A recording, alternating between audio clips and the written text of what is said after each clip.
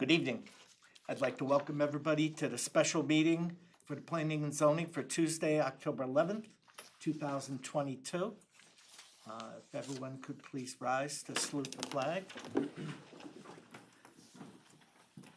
I pledge allegiance to the flag of the United States of America and to the republic for which it stands, one nation, under God, indivisible, with liberty and justice for all.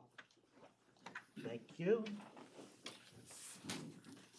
Okay, tonight we have our presentations from our consultants for our town plan of conservation and development. And our first one, did you invite him in? You're right in the hallway there. Just invite him. You want to go over the score sheet first? Oh, we can do it while they're setting up. 3 copies. Okay, I have You guys 4. want? Sure. Does anyone need an extra score You sheet? need an extra one? Yeah, I'll take one down this way. I'm good, thanks. Pass that. Thank you.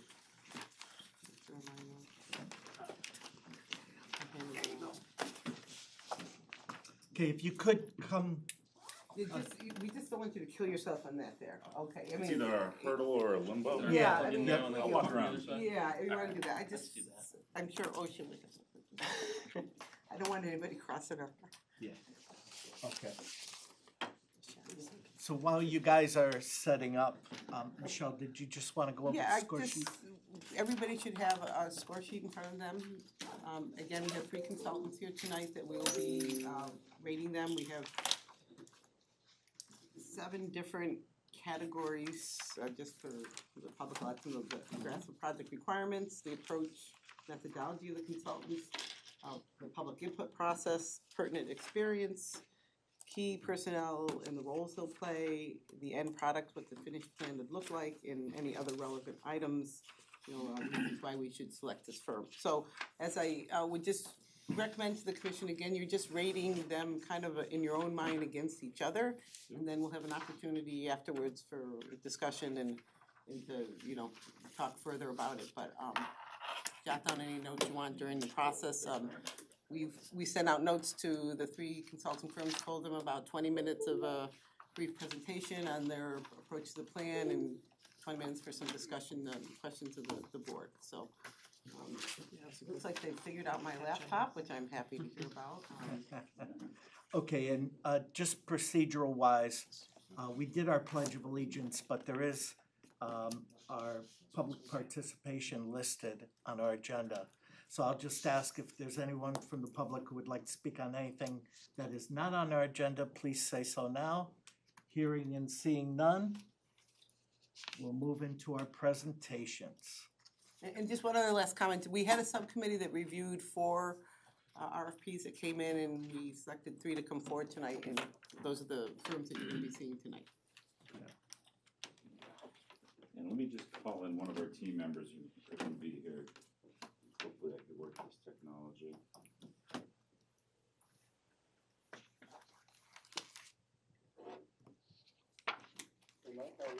Glenn, we're about to get started. I'm just gonna get the meeting, get our interview kicked off, okay? Can you hear us? Yes, I can hear you just fine. Perfect.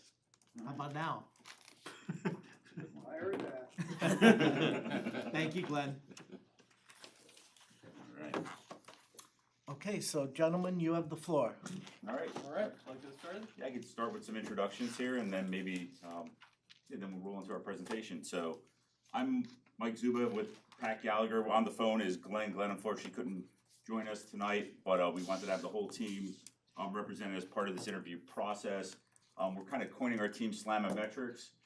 SLAM may be a bit of a new name in the comprehensive planning world, but Pat and I have been doing this for a very long time as part of another firm, or I've been part of several different firms over my 20-year career. And one of the things when this RFP came out, and having always talked with Glenn about teaming up on a project, and Pat had worked recently with Glenn as part of the Hebron Affordable Housing Plan, it just made a lot of sense for us to put 3 heads together and be able to assist South Windsor and get an interview and kind of help you along the pathway here of updating your 10-year plan.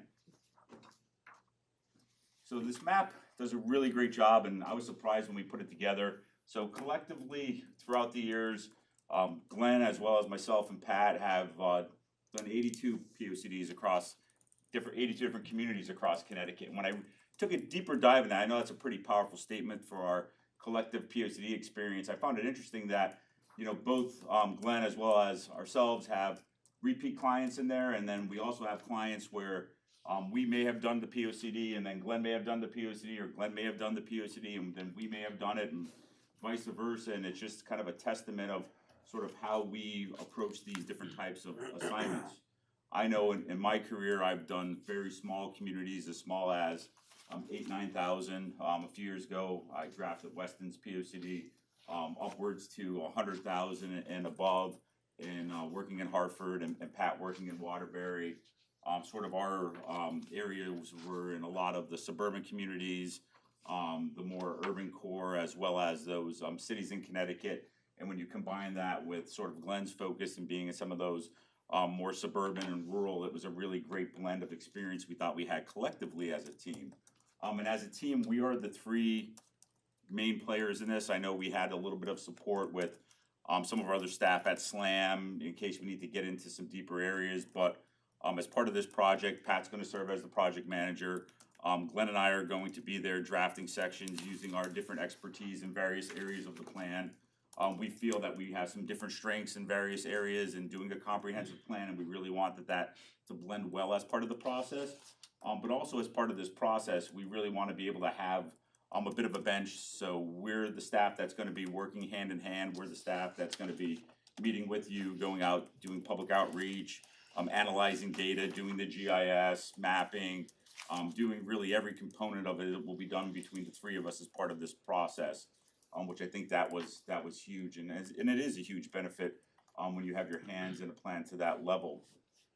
I know Glenn brings a lot of experience working in South Windsor, having drafted the 2013 plan, as well as doing some different zoning regulations, and most recently the affordable housing plan. Both Pat and myself have been working with South Windsor Public Schools since 2016, and doing demographic work and doing annual enrollment projection updates there for them to help them with their operations, as well as the long-term facility planning there. I'll pass it off to Pat to walk us through our process approach, as well as what we see as the key issues.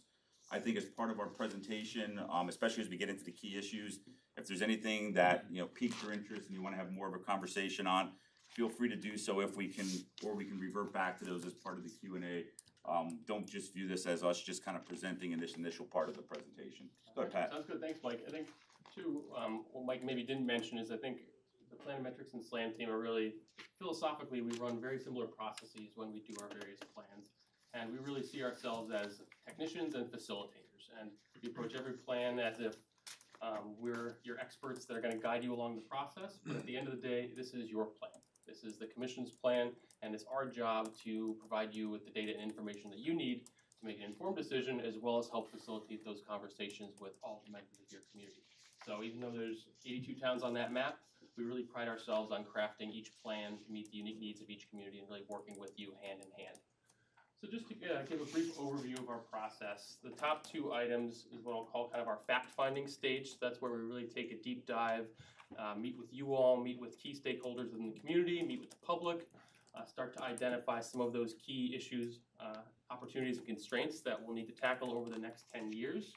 And then really the second half is where the fun begins, where we start putting those puzzle pieces together, where we start to develop that collective vision and value statement, as well as start crafting those goals, objectives, and strategies, and then with further input from the community and key stakeholders, ultimately leading to an adopted plan. So I wanted to also talk about the POCD framework. So there's lots of different ways that you can organize your document, and we'll keep using the puzzle piece analogy. And your current POCD really follows the traditional framework where we have three key themes centered around conservation, development, and infrastructure. I think this format really serves communities well. It's simple, it's user-friendly. But one thing that I think has really evolved over the last 10 years especially is the need to incorporate sustainability and resiliency as part of your long-range plan. And unlike the other three themes, this is really one that crosses all the different themes together. So there may be sustainable actions within a conservation theme. There may be sustainable actions in the infrastructure theme. And so we really see incorporating sustainability and resiliency in this plan as one of the things that we can bring to the table. So one of the questions for this evening was to come up with a list of some of the key future issues that we see. As Mike had mentioned, all three of us have worked in South Windsor for quite some time, and from our standpoint, these are some of the key future issues that we see. But again, it's all part of the process is to collaborate, work with you all, work with community members, make sure that what we're seeing as planners aligns with what people are seeing in the community. And so I'll run through these, and as Mike said, if any of you have questions, comments, or even discussion around any of these, we like to keep it a little informal, helps break it up a little bit. So we'll start with sustainability and resiliency, more for flow rather than order of importance.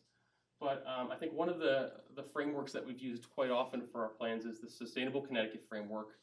If you're not familiar with it, it launched several years ago, and it's basically a certification process where communities can track their progress toward implementing sustainable policies. Now, South Windsor has a silver certification, and we can use that Sustainable Connecticut Framework as part of this POC to make sure that you maintain your certification, or should you choose to get a higher level certification in the future, we can set you up for success there. And it's also important to remember that while people tend to focus on the environmental components of sustainability and resiliency, we also have to keep in mind the social and economic impacts as well. This was a pretty cool Easter egg we found when we were looking at some aerial photos. This is actually corn maze in South Windsor. It's actually open right now if you want to take a spin through, but we have the reuse, recycle, reduce corn maze at Foster Farm, which we thought was pretty fitting given this issue. So looking towards the future, what does sustainability and resiliency mean for South Windsor? Well, it really cuts across so many different topics. We see green energy and energy efficiency as something that you've already made progress on in some of your new investments in school facilities. EV charging is another area where we know you've made some tremendous progress, adopting one of the first regulations in Connecticut. So we see that as really an area where you're already a leader, and looking towards the future, perhaps town fleet could be an area where we look at for this plan. Waste management is another area where we've seen this really emerge as an issue over the last few years, given some of the challenges in waste management in Connecticut. Looking at public health and social equity in light of what we've been through over the last 2.5 years, certainly worthwhile. And then the last few items, really looking at natural disasters and climate change with more severe weather events happening more frequently. How well prepared is South Windsor to deal with nor'easters and hurricanes and droughts, and how can we help plan and mitigate those? So I'll start with housing dynamics and then pass to Glenn to talk about it a little more. But our work with the school district, really, this is the issue that comes up year in, year out. Is your community that's growing, and there's housing needs and housing demand, and how do we balance that with impacts to facilities and services, and elephant in the room, schools. And so with that dramatic growth you've seen over the last few years, we're somewhat out of balance on the teeter-totter right now. And so I think as we start looking at housing goals and strategies for the future, we really have to strive for balance and make sure that we're understanding impacts to facilities and services. And I'll pass to Glenn to share some of his thoughts and insights that he garnered from the Affordable Housing Plan process. Yep, thank you, Pat. I think, as you saw from an earlier slide, housing has always been, and residential development have always been issues as part of a POCD. But the importance and relevance has really changed in the last 10 years, and perhaps more so for South Windsor because of the issues about housing needs, impacts to facilities and services, and finding that balance. So this is one of the reasons why I'm so excited to team up with SLAM, because I think that their knowledge and expertise coupled with planimetrics knowledge and expertise is just an opportunity moving forward for South Windsor. So on the next slide, I think the issue of housing dynamics is an important one for us to look at. We're existing in a changing world. As we were working on the Affordable Housing Plan, the interest rate for housing finance was down in the 3.5% range. We're up over 6% today. That has a tremendous impact in terms of housing and what is happening. And what does that mean for South Windsor? How do our regulations work? Notice some, as part of the housing plan, there are some regulations that South Windsor used to have that might be worth exploring in terms of finding that balance between housing needs and housing impacts. And I think again, I could talk housing for quite some time, but I'm excited for the opportunity to work with you, the commission again, and also with Mike and Pat in terms of addressing these sorts of issues. So Pat, back to you. Sure, thanks, Glenn. And one thing I will plug, since we are a full-service architecture firm, one of the skills that we can bring to the table is concept planning, and I know that came up as part of the affordable housing plan, is some potential infill or densification of existing housing authority properties. Should that be a topic that's important and you wish to take a deeper dive, we can leverage our design staff to do some conceptual sketches for that. And this is kind of my next segue into community facility capacity. So housing community facilities on either end of those teeter-totters. And this just leverages some of the ongoing work we've done with South Windsor Public Schools. I think the real key takeaway is that not all housing impacts services the same. We have Evergreen Walk, 200 units, 25 students as of this fall. Compare that to South Windsor Woods, where we've seen a lot more students, much more of a family type development, and seen a lot more families move in. Compared to South Windsor Housing Authority, between the two complexes, 70 units and no students. And so as we start looking at strategies for the future, finding ways to continue to meet those changing housing needs while being sensitive to enrollment impacts, I think is going to be really important. And as Mike said, we've been working with districts since 2018. I don't think any team has that deep understanding that we do to help you kind of find that balance between those two competing issues. Mike, do you want to talk about that? Yeah, that's a good segue, Pat. And as part of that work, just mapping out where all the students are, getting an understanding of what's generating students turnover your existing housing stock and how that impacts students. It all leads into the issue of facilities and talking about capacity. I think one of the things I enjoy the most as part of a 10-year planning process is when you start looking through all the different departments, committees, commissions. In every community, they all have a list of plans and strategies. Some are newer, some are older. Some have been shared, many haven't been shared. The beauty of a 10-year comprehensive plan, and you wish it would happen more frequently, is that you get to holistically look across all those little boundaries, see where the different areas kind of overlap and agree and intersect, and also see where some of these areas from a facility standpoint have a conflict point or there's a disagreement there. And our role as facilitators as part of this process is to be able to have those conversations, look at the information, not only in the past reports, in the discussions that were had, but really sit down, issue questionnaires, sit down through an immersion day, talk with staff, get a good deep understanding of what they're seeing as the major issues. This is sort of what we call the assessment component of it.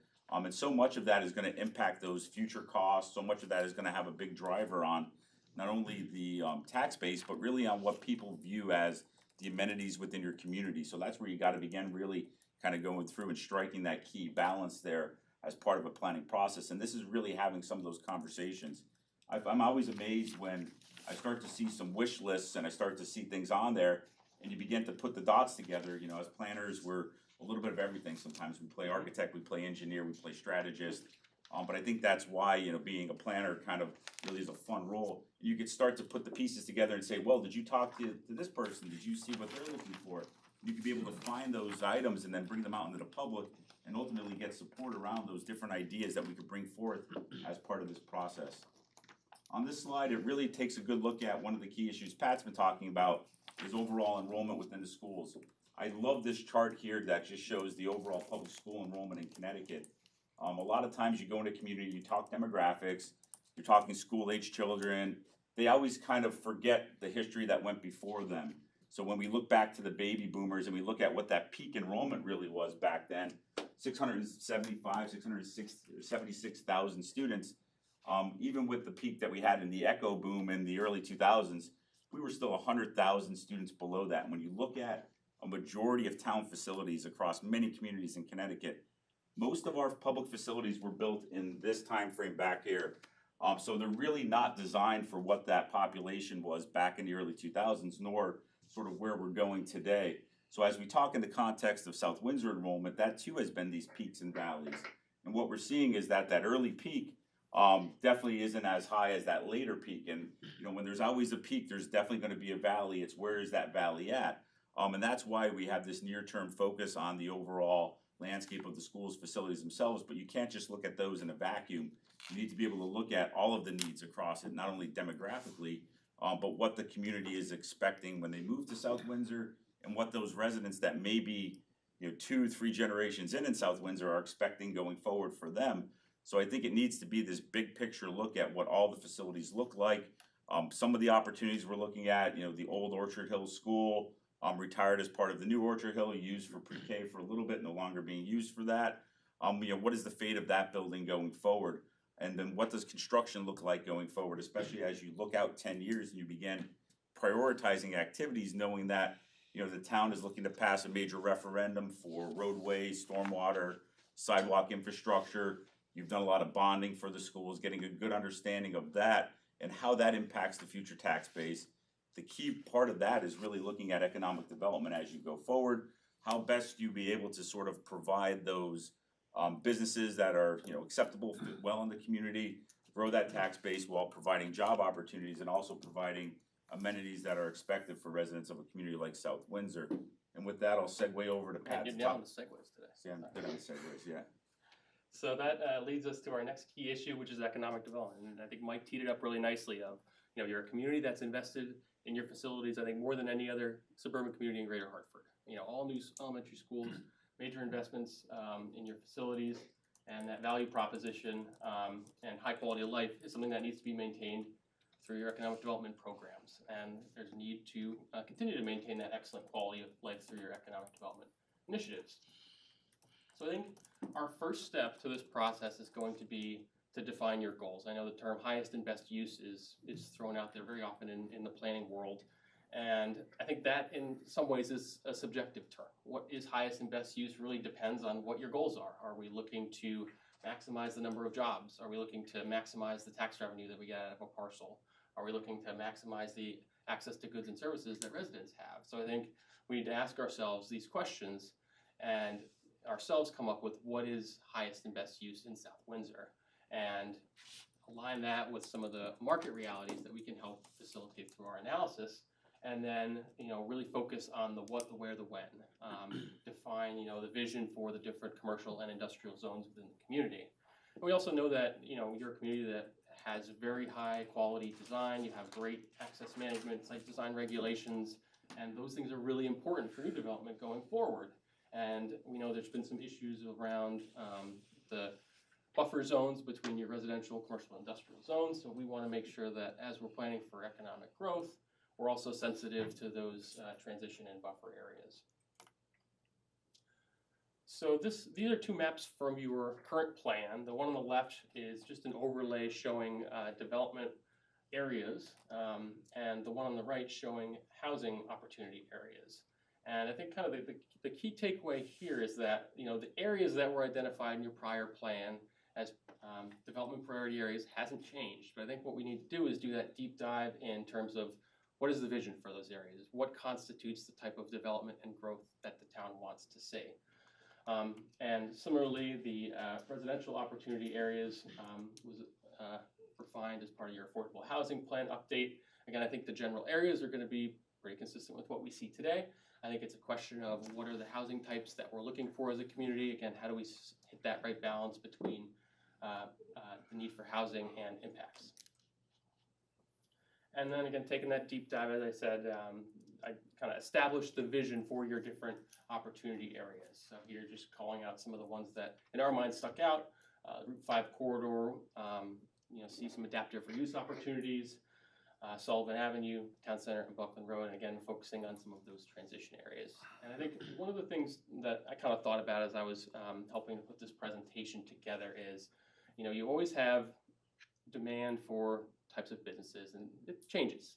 And I think one of the risks for a town like South Windsor is that you have very limited land left. Obviously, distribution centers are a very strong market right now, and if you didn't have the moratorium and considered the regulations, it's does South Windsor want to see all of its vacant land developed into distribution centers, or do we have to take a little bit more of a cautious approach and maybe say that we need to make sure that we're retaining some opportunities to support commercial uses that we may not know about now, just because the market changes all the time. So just things that we can kind of help work with you as we move through the plan.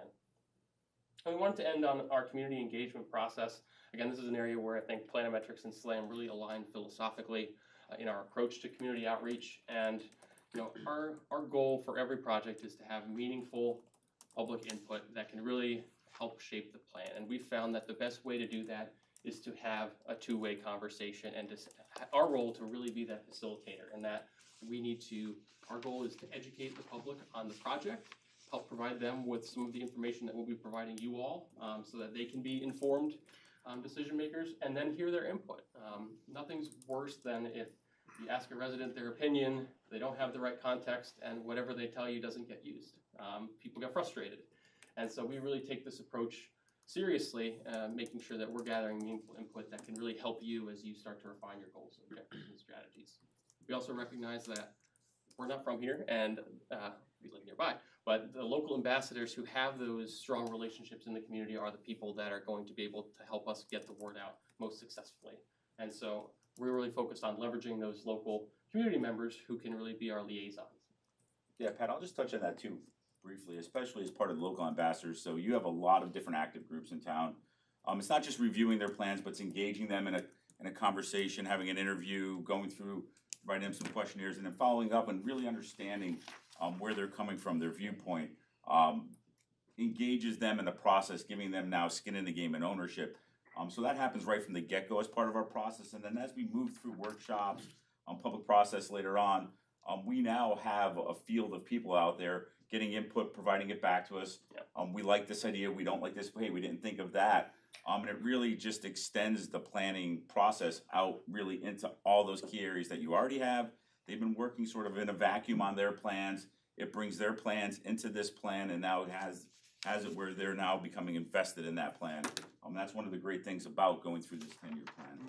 And the last, mixed method approach. We, on the fly, are doing a mixed method approach right now. Obviously, we learned the last few years it's important to be nimble, and we found, we have some community members who like to participate in person, others who like to do virtual. So that may be a strategy, is to do a mix of the two and maximize opportunities for participation.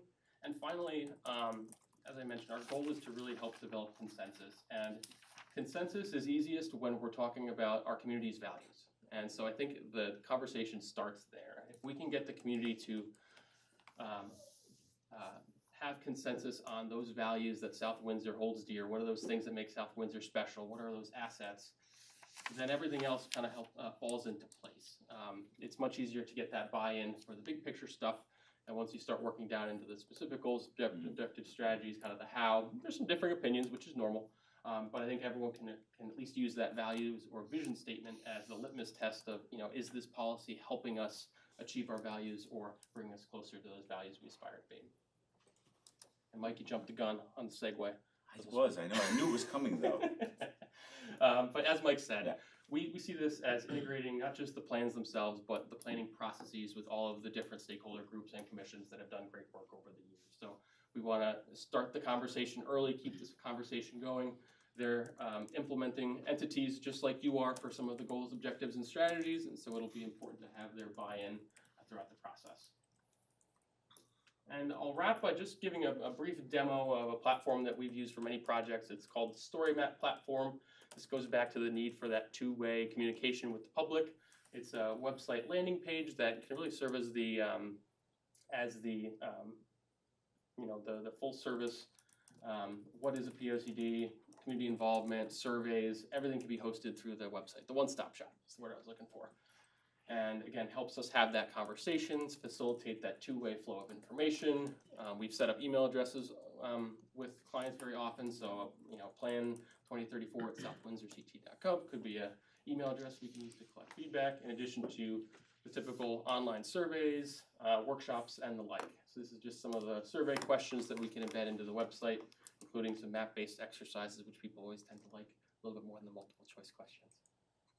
And finally, we'll wrap on schedule. So we're proposing an 18-month schedule, really following that process that we outlined in our presentation. You'll notice the red bar on the bottom is our community engagement task. That's going to last the length of the project with really opportunities for public input throughout. The RFQ, I believe, had a POCD subcommittee. Or alternatively, we could, I'm not sure if that's still the case, or if the vision now is to work with the entire commission. Either or is fine with us. We're comfortable with it.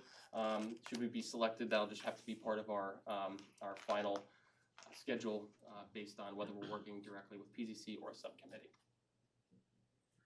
And with that, I'll kind of end with our why Slamometrics. As Mike had mentioned in the beginning, our experience, expertise, and insight is unparalleled, just given the number of plans that we've done collectively. I think the three of us also bring unique perspectives among the three of us. We're not a groupthink group where, you know, one person says something, we're all going to agree. Mike and I disagree on a daily basis, but I think it helps make us better planners. Another thing that differentiates us is we have a small team of senior staff who are going to complete all facets of your plan. I know some firms may have community engagement specialists that they'll come in to facilitate the meetings, and then planners doing the technical work. And I think there's a benefit to having the senior planning staff really lead all facets of the project, because we're going to help connect the dots, put those puzzle pieces together. And finally, our experience within your community with the Planometrics team, and then obviously our experience as well. We've loved working with South Windsor in the past. You're a great community, and we'd welcome the opportunity to work with you again. With that, happy to take any questions or go back to any of our old slides if you want to discuss further. Anybody?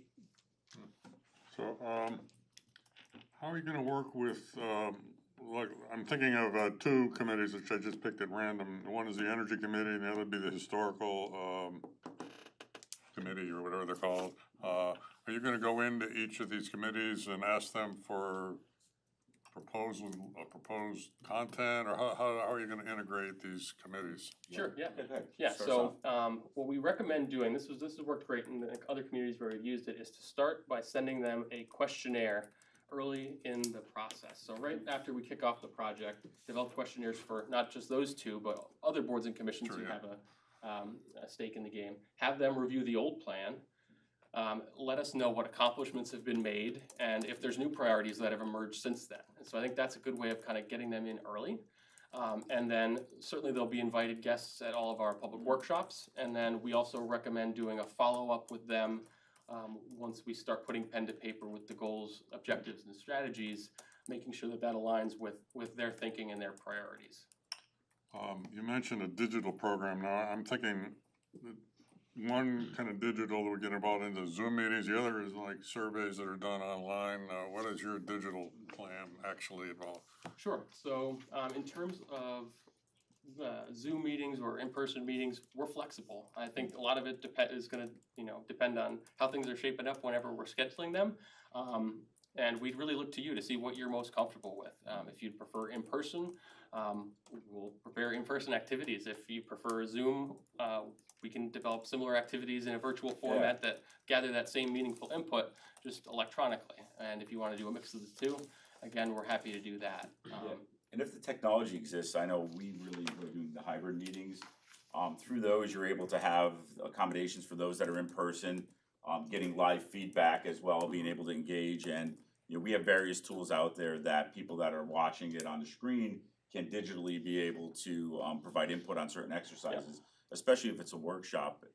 We like to be able to put out a community survey right from the get-go. So after we have a project initiation kickoff and then sort of a fact-finding mission with the commission, that helps us inform what's going to go into questionnaires that Pat talked about. Is there anything that we should be asking that we really wouldn't normally ask, just to get us a little bit more familiar? But then we like to be able to put out in the community and getting back to that values and what's important in the community. A lot of that first cut at that community survey is really getting the overall sentiment of the community, being able to understand, are the longstanding values that have kind of built South Windsor still the same? Is that going to be sort of the underpinnings and the backbone of what we're doing forward? But are there other things there that maybe haven't been brought to light really since, we've had a lot of new residents in the last decade since the last plan was done, and really be able to use the information we get from that community survey to help kind of draft that vision statement and draft that community values that then keep us on task, I'll say, for the rest of the POCD process. And one last question from me. There's also the Town Council's commissioned a strategic plan committee. I don't know if you're aware of it, but how would you see us interacting with that committee, and how do our roles overlap? Certainly, yeah. I'd say Town Council's definitely one of the groups that we want to engage early. And if this is a subcommittee of the council? There's strategic planning. Okay. And certainly the strategic planning committee is a group that we want to talk with as well throughout the process. So send them a questionnaire. We could do a one-on-one, meeting with them if they're an important group. But I think, yeah, it's important to have that engagement up front, because like you said, there may be some redundancy. If they're working on a Bingo. particular, area, we may kind of say, you take the reins, and we'll kind of follow along. That's worked successfully in some other communities that are undertaking that. We don't want to step on their toes necessarily, but we want to make sure that everyone's thinking is in line. Yeah, it's to line them up, and two, I've seen it before, and I don't know the timing of the strategic plan committee. Maybe we'll be fortunate enough that they'll be wrapping their work up right when we're really getting into the goals and strategies of our work, but that's something we'll have to discuss with them as part of the, really early in the process. It would be ideal if sort of our processes can overlap and we get to a point in time where they are far enough along where we can capture that in our 10-year plan, as well as being able to have our 10-year plan speak to them for their strategic plan. And actually, what we've done, I forget the community, but there was a similar kind of concurrent effort going on, and we were able to add in a few questions into the community survey that was important to the strategic planning group, so that they didn't have a competing survey, and then people would just get confused, and it would hurt attendance to vote. So that could also be an area where we could coordinate. Thank you. Michelle, do you have the timeline of the strategic plan committee? Yeah, we can talk about that Okay. later this fall. I think Paul was waving about the same time as Steve, but you'll be next, Mike. I'll make it quick. So everything I saw, I thought was very solid, very strategic, very forward-looking. I'm curious if you've ever had a situation with these 80-some-odd towns that you've done POCDs for where you do the community engagement, what in my marketing career we would call voice of the customer, where you reach out to residents and you get input from them, including all the commissions and boards and so forth. And what you learn is that there's a strong sentiment in the town to kind of go backwards, to become more of an agriculture and farm community as opposed to continue with the development. Have you run into that, and how do you advise clients like us in such an instance? I'll start, and then actually I think that'll be a good question for Glenn, because he's worked on a lot of rural communities. I think his perspective will be helpful here. I think that kind of gets back to that two-way flow of information for us. Is our job as the facilitators is to set the stage and try to not necessarily impact the conversation, but kind of steer it in the right direction. And obviously, any community that's developing a comprehensive plan is planning around change. Change is hard, especially for longtime residents. I think what's important is to understand what is driving their concern. Even if they want South Windsor to go back to being an agricultural community, and even if that's not going to be feasible, the sentiment that's driving that point is really valid. And that might be, South Windsor has areas of town, think of the Main Street corridor, where you drive down it and there's farm fields behind the old houses, and it's special. And that's something you can kind of completely steer it to of, we're not going to go backwards, but there are some strategies that can be used to help protect the things that you hold near and dear that can get incorporated into the plan. So let me tell you what I'm hearing. What I'm hearing is ultimately it's folks like us with your guidance that makes the decision, and what we're talking about is managing conflict. Okay. Yeah. Glenn, do you have anything to add to that? Yeah, I think it's such an interesting situation. For decades in Connecticut, people select a community because of all of its assets and amenities, and then when they move in, they don't want anything to change. And I think communities have to change. They have to adapt over time. When we look back on some of the evolution, fiscally, economically, socially, to physically in South Windsor, so many of these things wouldn't happen if the community stood pat. So I think part of the approach to the plan needs to be to have constructive dialogues with people, to find that balance between preserving the things we care about the most, and I sort of consider that to be the conservation elements of the plan, but then also in terms of development, property owners have rights, development's going to happen, and how can we make it work out best for everybody? We want win-win-wins all over the place. So I think it becomes, as Pat and Mike have said, this dialogue that we need to happen so that people understand why this is an important step in the evolution of our community. Thanks. Mike? Thank you. I understand the easy part is reaching out to different committees in town, because you have a captive audience and they have schedules that are posted, but I would find the hard part is reaching a good portion of the population in town. Like, I lived here since I was a teenager. I don't think I was ever asked once for any input in this town. Like, how would you approach the populace of the town to inform them to participate in something like this? What would be your approach? I mean, we can relate, we both have kids, and it's, you know, participating in, you know, things that come through our, you know, our email. I would list like the to go town. to that, but I Yeah. can't go to that, or I didn't Exactly. know about that. If I knew about it, I would have actually prioritized, so I get exactly where you're coming from. I think that's, you know, a real tricky balance in every community is how best you, and we always say we're gonna, you know, connect with everybody, right? But I think what we wanna do is we wanna have a real representative voice of the community. We wanna make sure we hit and touch on all those different groups and all those different areas, even though it's not feasible to talk to each of the, what is it, 22,000 residents? You can't, but Yeah, a representative portion of it, say 10%, like almost like in an election. Yeah, not even like a it survey. really represents the town. Yeah, we wanna make it accessible. We wanna be able to have the information out there to give everybody the opportunity to participate. And, Right. you know, that's creating awareness of it early on. That's creating notifications of that, you know, we're starting this process. Here's where the information is, whether it's a web-based platform, whether it's added onto the town website, putting information out there that the planning process is beginning where people typically go, right? See, I'm looking at it a little different, like, people really won't look for it, you know what I'm saying, unless they heard about it. Like, I wouldn't go on a town website if I wasn't part of planning and zoning. I don't think I'd ever been on it. I'm not gonna lie to you. If you're saying, for people who drive through town, say you have Four Corners over here, and you see it, somehow you have some notification, hey, gee, let me get online and see there's a survey going on. Yeah. I mean, some approach like that. Yeah, Glenn, do you wanna pop something up? Glenn, do you wanna touch on the last POCD process here? Provocative signs. So this is a sign that actually Glenn developed. Plan like your kids live here. Glenn, you want to speak a little bit more to that campaign? I don't want a citation violation from Michelle or her staff. Well, I didn't know what the sign is, right? I didn't look up what the regulations are and what we could put or not put up, but maybe we can have a moratorium on that for the plan. I think it is hard to get people's attention these days. I mean, so many things are No, it going is. on in people's daily lives. They spend more time looking at their phones than they do looking out at their community. But I think it's more important that we try to engage them through whatever means are possible. And I think discovered on a recent, we had great response to our survey as part of the housing plan. I think when people are aware of something, they're prepared to engage. So social media is a much better tool for Okay. getting people to be aware. And I think on the last plan, we tended to do big public participation elements at the front and at the back of the process.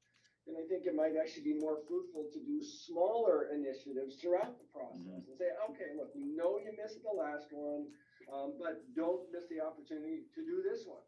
And keep people engaged so they'll realize it's a conversation. These decisions aren't made in smoky backwoods and everything else. We're really trying to have a insightful dialogue about what's best for South Windsor and because of South Windsor, best for them as well. And so I think that adapting the process as we go, trying to keep constant contact would be helpful. Yeah, I'm trying to think back, and I know the bottom card there brought about some ideas. That was, you know, Pat and I were at, what was it, Summer Food Truck Festival in Bethel. We had these little business cards. They were a lot smaller than they look on the screen. But either way, they had a QR code, information, and that was really plugging our survey, letting people know. We had some boards set up too, where people could come and do the old sticker exercises. But really, we wanted to lead them into that community survey. And others, I know in Chester, they have a big celebration in downtown several times a year. The one was the Fall Festival. We basically had a little booth along the street outside of the small brewery there, which, you know, was not a coincidence, or maybe it was, but either way, where we were able to get people coming by, just passing by, saying, hey, do you know this is going on?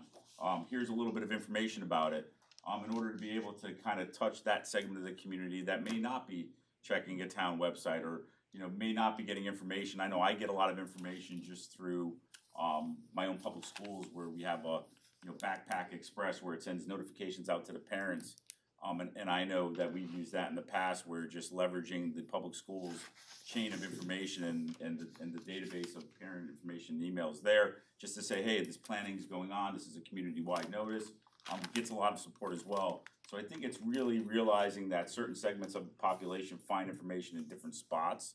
How best you be able to touch on that at the right points of time in the process. And I think early on, it's creating awareness. Midpoint, it's being able to understand what some of the concerns are, some of the issues, and more importantly, some of the desires of the folks.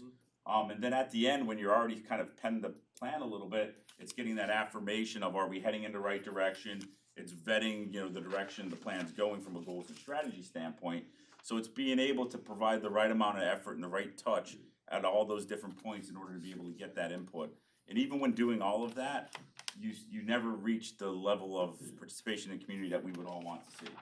I understood. Everybody will have different viewpoints, but I think what I'm reaching for is that unless you reach a certain percentage of the population, your data might be skewed. Like say you reach 2% of the town and you're gonna have data pointing at that you should plan it this way. It may not be representative of the whole town unless you have some certain goal of the population as a minimum. Yes. Whatever the figure is, I'm not sure, but. Yeah, the way to have it, Representative of the town.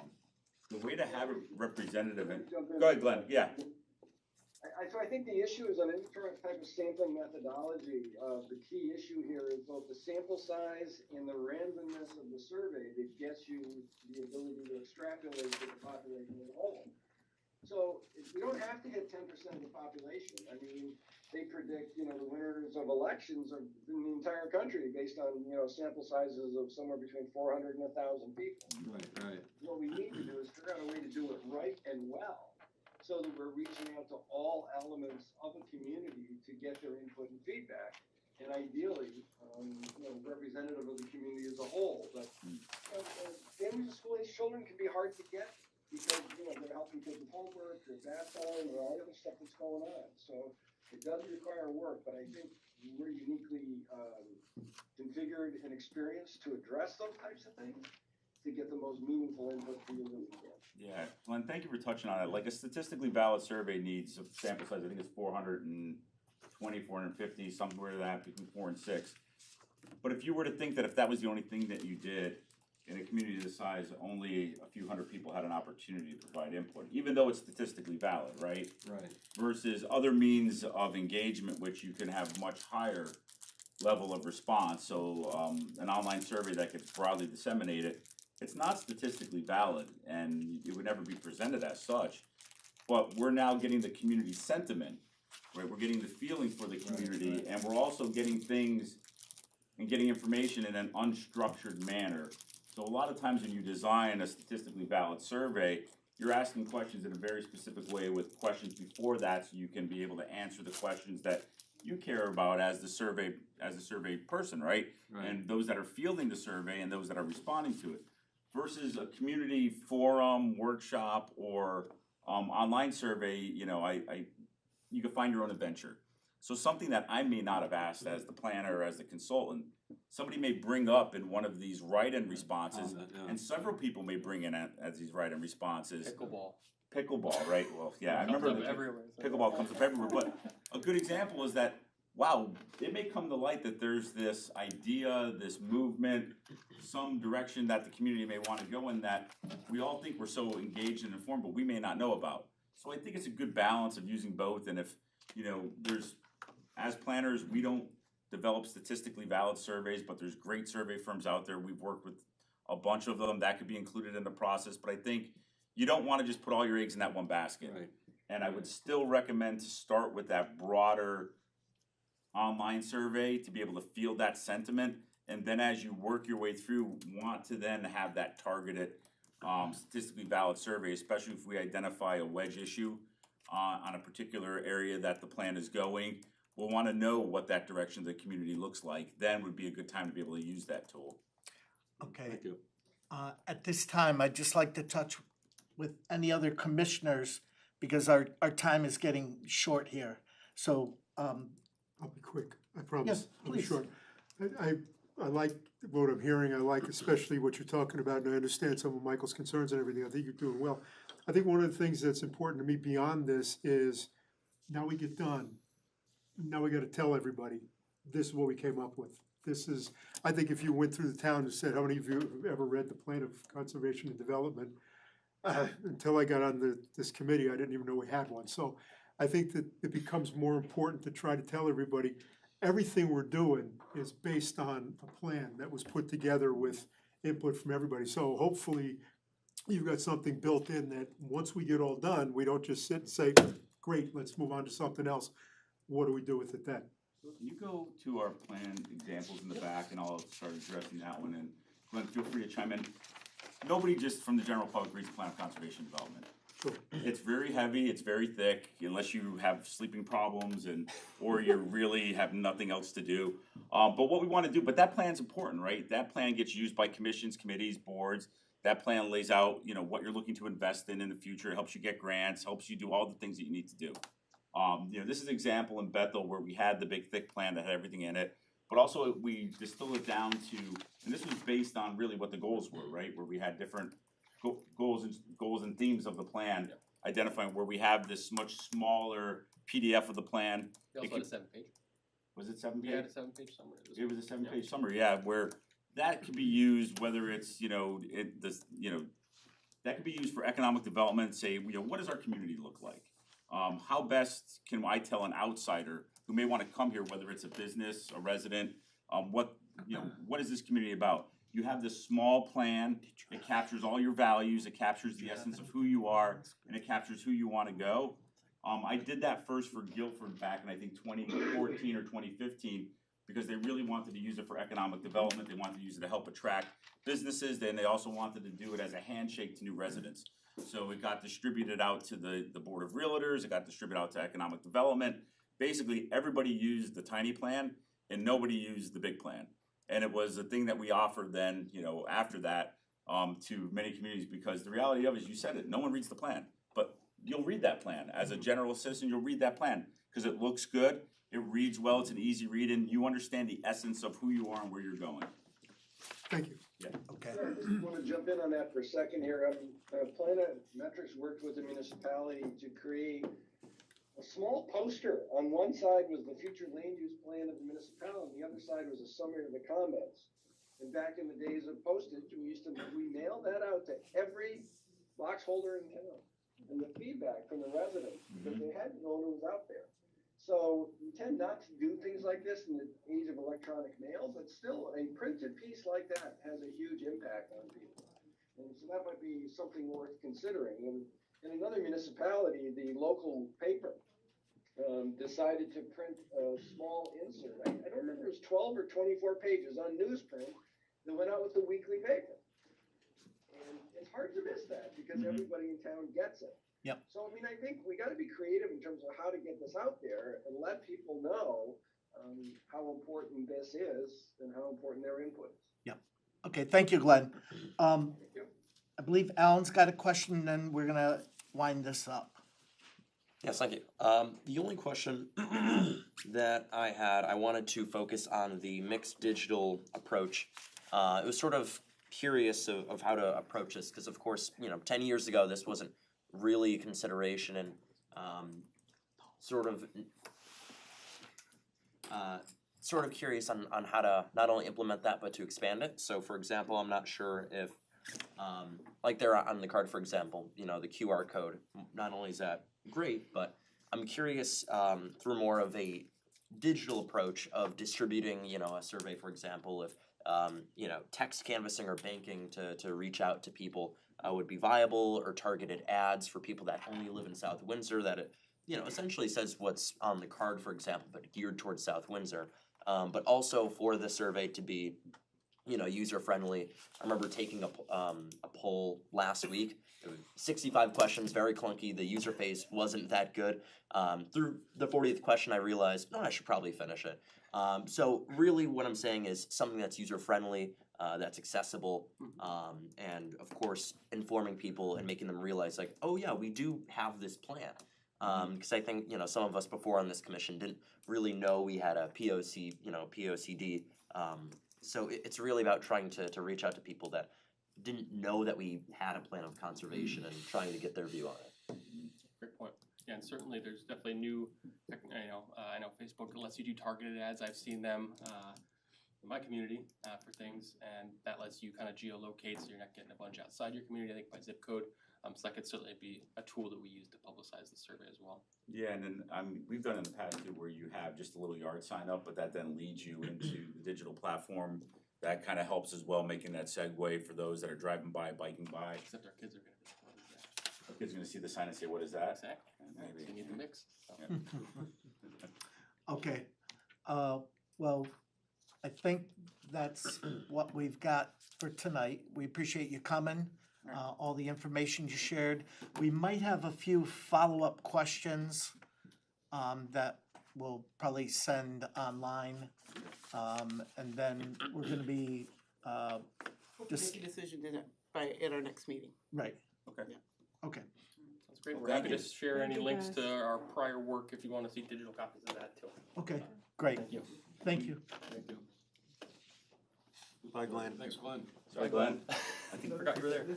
I may have hung up on him already. I don't know how it works, but see you, Glenn. You didn't even know you had Wireless mouse. guys Supervisor Dabbs overcome. I'm so sorry. Okay, yeah, don't worry about it. Commissioners, if you want, there is a Yep. water cooler next door with some cups, if anybody needs a drink. Sure. At this time, I'm just gonna recess for a few minutes. Yeah, and I'll get. 7:15. I'm just gonna go out and grab a bottle out of my car. What's in this bottle? Are you inviting everybody for a bottle out of here? I wish I brought enough. There's a water fountain out here too. No, it's Not working? shouldn't be. Wanna come off? COVID was. Interesting thought. Unless you push the middle button. Yeah. Oh, they shut it off. It's advertising.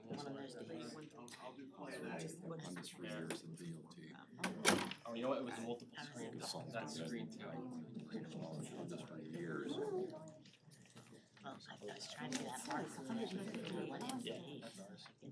Okay, and now. Just a little bit of. You want to come there with, Yeah. I okay, can- share. There you go, perfect. Thank you. All right, Thank you, guys. Joe. The old jokes. Okay. How are you enjoying your job?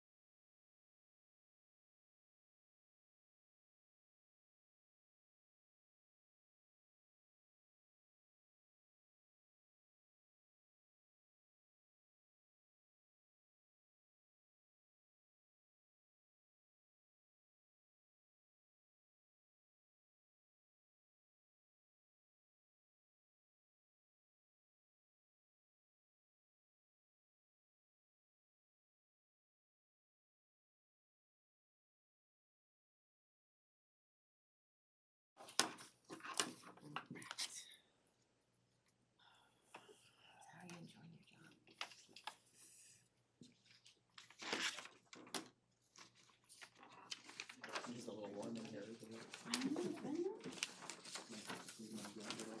Please, please. If it gets warm in here, I mean, don't worry about it. It is a little warm. Is engineering here or no? No, engineering. I can't, maybe I can text somebody.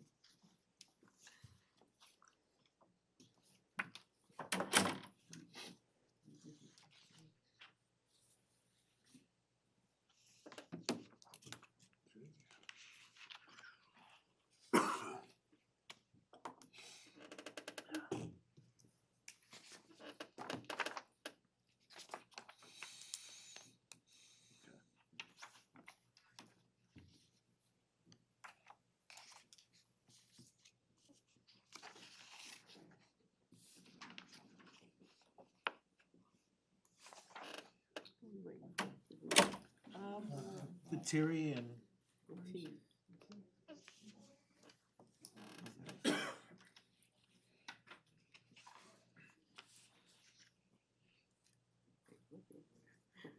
It can't be fun.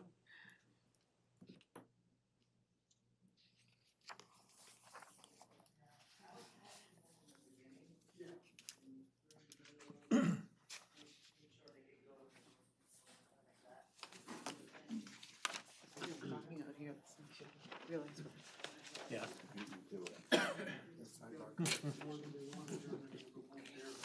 Hustle, hustle, hustle.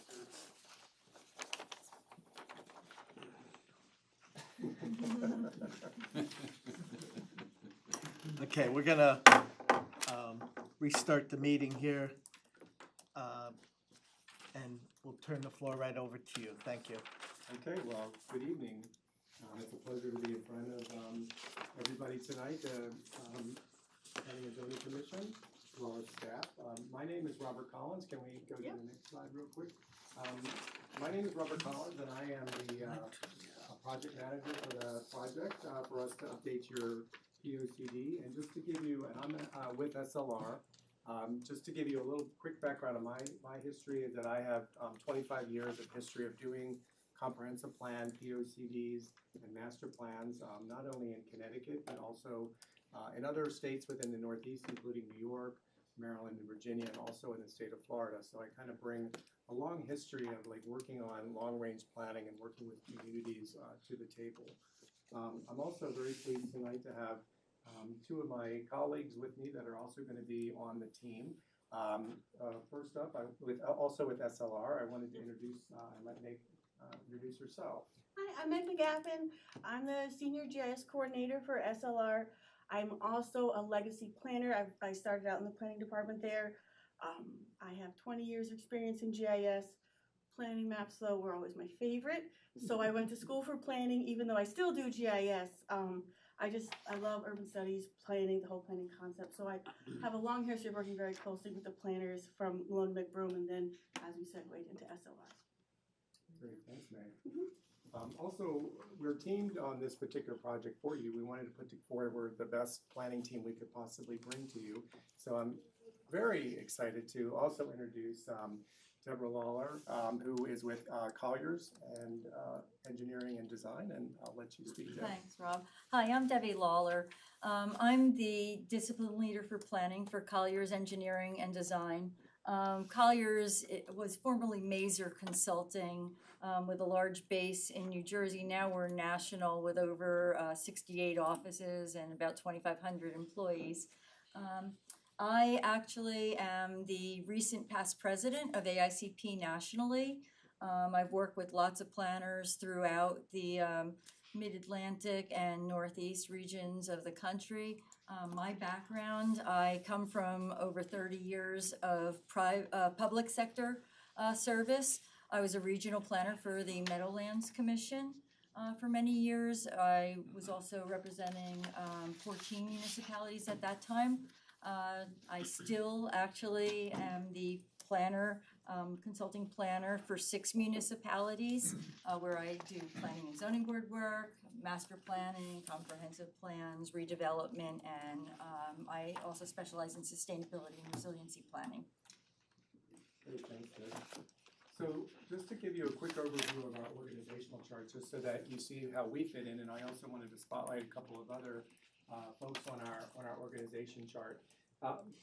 as you will see from the organizational chart and also what was included in the RFP, the town is up here, and then it's right there with me as the project manager. I'm your main form of contact and running the show for and bringing all the others to the team. There's not anybody like in between, like a higher principal or something like that. And I'm very excited, as I mentioned, to have Deb Lawler as our senior advisor. That's also with Colliers, that brings some of her other staff to kind of be involved with us, especially in the community engagement piece. But I also have Vince McDermott, who some of you may recall his name. He's been with MMI, which is our legacy company. He's got over 35 years of experience in the state of Connecticut, specifically working on comprehensive plan. So there's probably nobody that's standing in front of you right now that could say that they have as much experience in Connecticut on POCDs as Vince. And so we're very excited to have him on board and to get some of that senior advisement that might be needed throughout the process. In addition to the whole suite of individuals that we have related to demographics and planning topics, including Meg with GIS, we also have subject matter experts that are actually, right included within our company that we can turn to, as well as within Deb's company, that we can turn to bring to the table in case they're needed, which we're assuming they will be, like transportation planning. Holly Parker, Dave Sullivan, and Neil Olinsky are our specialists in there. And specifically Holly Parker that I wanted to really kind of spotlight, because she is really, in the state of Connecticut, she's definitely an active mobility specialist, and she has done lots of work. And we actually have some of her examples of work, including some recent stuff that she did at UConn. So we're very excited to be able to have her on our team to work with you, knowing, looking at some of the issues, knowing that some of that is going to be on the forefront, and we're excited that she will be able to bring a lot of really fresh and good ideas to the table. Could you repeat her name, please? It's Holly Parker, and she's the first person listed under the here, but her resume is also included on the org chart. Yeah, I didn't see it on your initial proposal. Yeah, I know. Yeah, her resume is in there though. Okay, thank you. Yeah, and I can show you if you want to. And Holly Parker is on that org chart as well as in the presentation. I also wanted to point out under climate resilience and sustainability, which we have a team of folks that specialize in that we can tap into. Specifically, Noah Slovin has been very active in working on multiple communities throughout the state of Connecticut on their hazard mitigation plans. And so, we have taken a look at your hazard mitigation plan, and we know that Noah will be able to assist us all in helping to make sure that gets integrated into your final POCD update, as well as many of the other stuff that's going on right now with changes that are going on with frequency of storms, droughts, things like that. He's a subject matter expert in that, and we're really excited to be able to team it with him and bring him on board for any questions that might come up throughout the process, and also to help us bridge goals and strategies and things like that. Deb, did you want to spotlight anybody else? Just in terms of the parks planning, Gerald DeFelicis, who's listed there. Jay recently was working on some of the South Windsor fit analysis for looking at the parks and recreation needs in town. And also just from Collier's perspective, we've been doing quite a bit of the education, school expansions. So we were able to bring in other staff to give us information on that as we're going through the process. And SLR is actually teamed with Colliers on one of those school expansion projects where we're doing the landscape work, so we already have a working relationship with them. Just a little bit about our companies real quickly. As we've already mentioned, as you might be more familiar with Malone and McBroom, or MMI, which is in 2000, Yeah, January 2000. Yeah, it seems like come by so quickly. In 2000, MMI actually merged with SLR, which was more of an international environmental regulation type of company, but we have made we're a significant piece of the SLR services within North America. And actually our Connecticut offices are actually the largest offices in the United States for SLR. We do have over 460 employees throughout the United States. But in the Connecticut area, we have several hundred that would be, that would be dedicated to working on the project with you. SLR in our legacy offices in New England, we do have a full suite of different types of multidisciplinary services that we can offer, quick people that we can bring to the table if a question can come up, including like civil engineering, infrastructure engineering, landscape architects, geologists, and those types of things. And then from Collier's side of it, Collier's and Mazer Consulting merged in 2019. Collier's project leaders have been headquartered in Madison, Connecticut for years under another company. But we fall under the Collier's International umbrella, which many people are familiar with. So we're the engineering and design arm of Collier's. So a little bit about some of our experience, not only within POCD work within the state of Connecticut, but we also wanted to talk a little bit about some of our other long-range planning experiences, as well as some of Deb's experience that she has within Collier's. Currently, right now, I am actively working with the city of Norwich and updating their POCD. It is an integrated process with their staff and some of their boards and commissions, but that is active right now. Also, Southbury, Connecticut, I'm in the process of wrapping that one up. It has been a very integrated process with their planning commission, and it's been very rewarding, I think, for all. And I know that that one's getting to be wrapped up, but it's a very involved process with their planning commission, which you probably could connect you to talk with them if you wanted to. Also, in the recent past, our company also completed POCD updates for New Britain, Connecticut, Vernon, Connecticut, and also Weston. And then going back beyond that, within the Mylone and McBroom portfolio, we've completed numerous plans, our POCD updates. And so we have a very robust library of experience on that. Some of the other core team members that are on the org chart that have also done some very interesting types of work that we wanted to bring up, first of all, is that we just completed working with RiverCog on the regional housing plan, and we also completed 12 of the town's affordable housing plans, which includes Middletown, and we worked with Merrick over there on that. And then in addition to those, we've also completed a total of 15 affordable housing plans in the last 2 years. So we have a lot of experience in affordable housing within Connecticut, and we very much look forward to bringing that to the forefront and working with you on your affordable housing plan and integrating it into the comp plan or the POCD.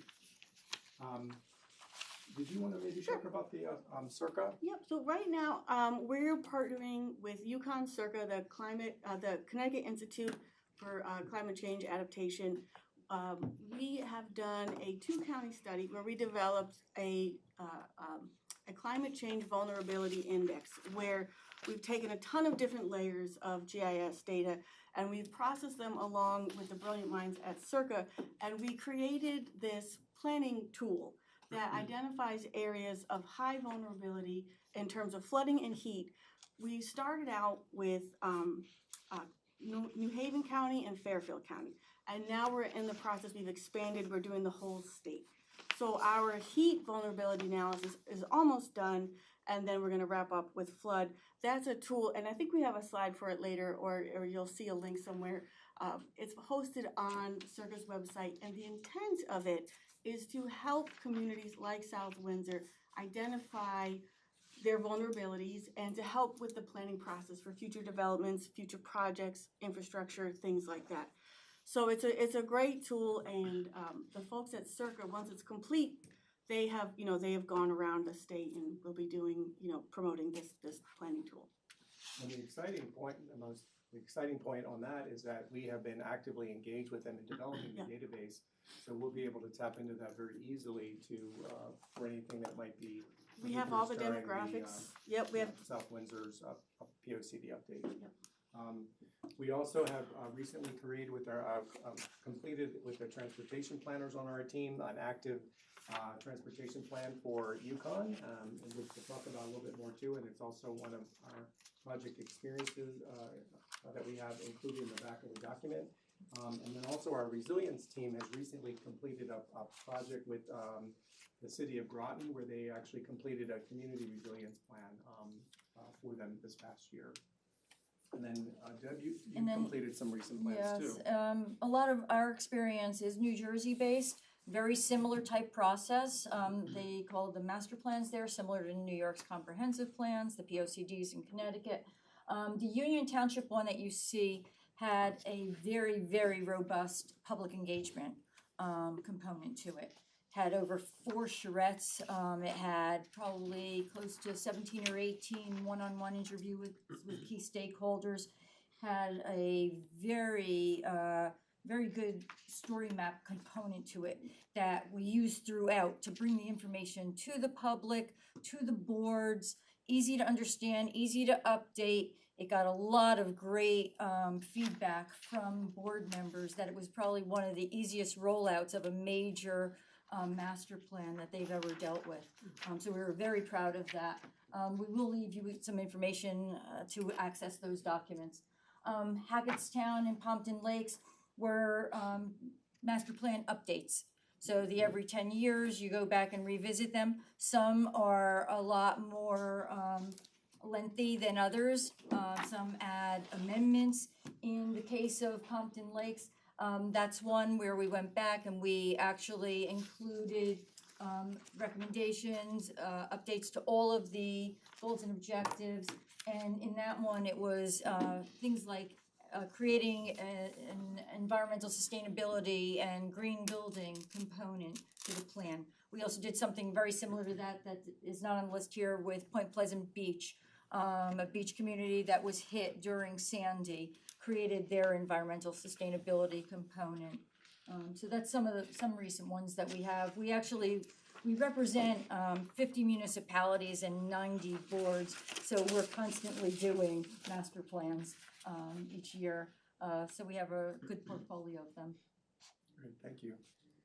So talking about getting into more specifically what we view POCD is, as well as some of the guiding principles, we wanted to start with something that really struck us, that was in the RFP, and that was a statement that was indicated that it was the growth management philosophy of the town. And it really struck us, and we really felt that that was something that we wanted to make sure that we shared with you again and let you know that we really fully understand it and want to pursue that with you.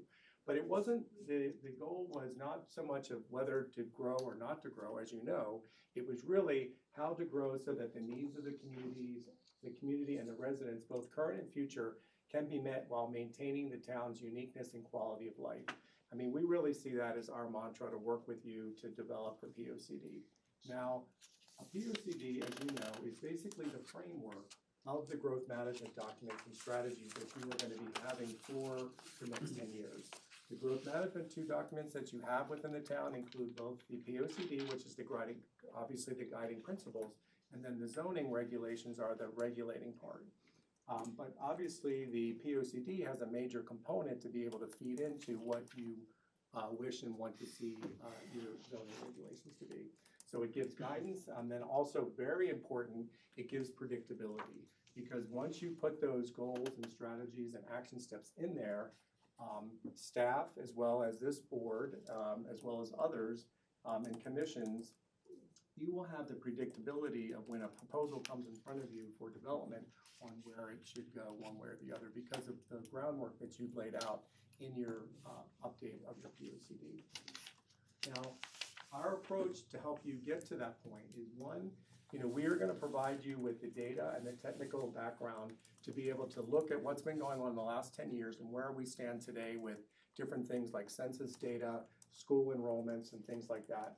We have a very good product of a data deck that we put together that really will give you a full understanding before we start talking more specifically about goals and strategies about what's going on in town right now. And many of those things we know that you already are aware of. We're going to build upon existing documents and recent plan initiatives, which is also very important. There's a lot of work that has gone on in the last 10 years, and we want to make sure that those documents and things like your affordable housing plan, other complete streets documents and things like that, we want to make sure that we're incorporating the latest and best into it. We're also gonna identify gaps and desired focus areas that you might have going into the next 10 years. So we're gonna work very closely with you in the community to identify that. Obviously, there's the engagement part where we want to engage the community as well as the town as a whole, and we're going to be talking a little bit more about that in a minute. We then will synthesize all of these things that we've heard in the community values and vision statement that we've gotten from the various stakeholders and weave that into the plan.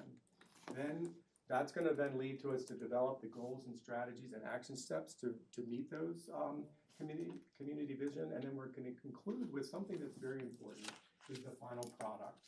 And we want to make sure, and that we share with you a lot of our examples, but we want to make sure that that final product is a user-friendly, modern document that can be used not only by this commission, but also the community as a whole to really understand exactly what the strategies for the next 10 years are.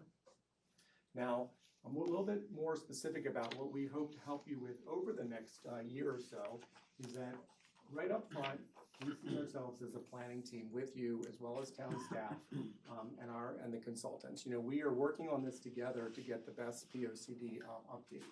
The first thing that we're going to do is, again, looking at base review and assessment of existing documents and looking at the background materials. We're going to collect, ask questions, and do research.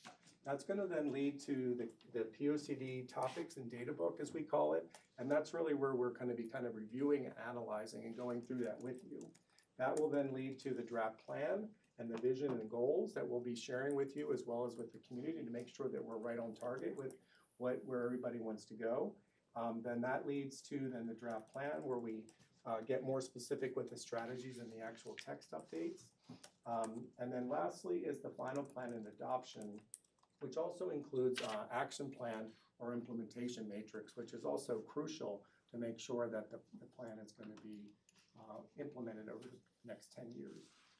Also, most importantly, is down here where we view, and we know that you view this as well, community engagement needs to be throughout the whole entire process, and we're wanting to talk with you more specifically about some of our thoughts on that.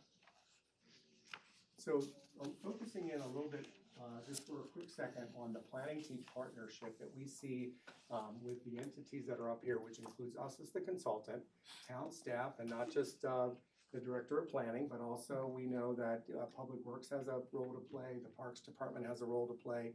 So, you know, we see the town staff as being a crucial part of that. But then obviously then the Planning Commission. You know, this is your document, you're in charge of it and also helping to guide us, but we really see this as a team. So the role of us working all together is to identify the community stakeholders that we want to make sure that we engage and that we include. We also have thought that sometimes it works well if a subcommittee is maybe formed out of this group that helps focus in a little bit more and maybe on helping to guide the process. But that's really up to the Planning and Zoning Commission as well as staff, but sometimes that works well to have kind of a subgroup to kind of guide the day-to-day operations of what we'd be doing. The other thing that's really crucial about the planning team is that you all are really going to be helping to share your unique perspectives that you have of not only of the town, but also your observations from the town and your past experience of working on the planning commission. And that's very unique that you bring to us, as well as the town staff.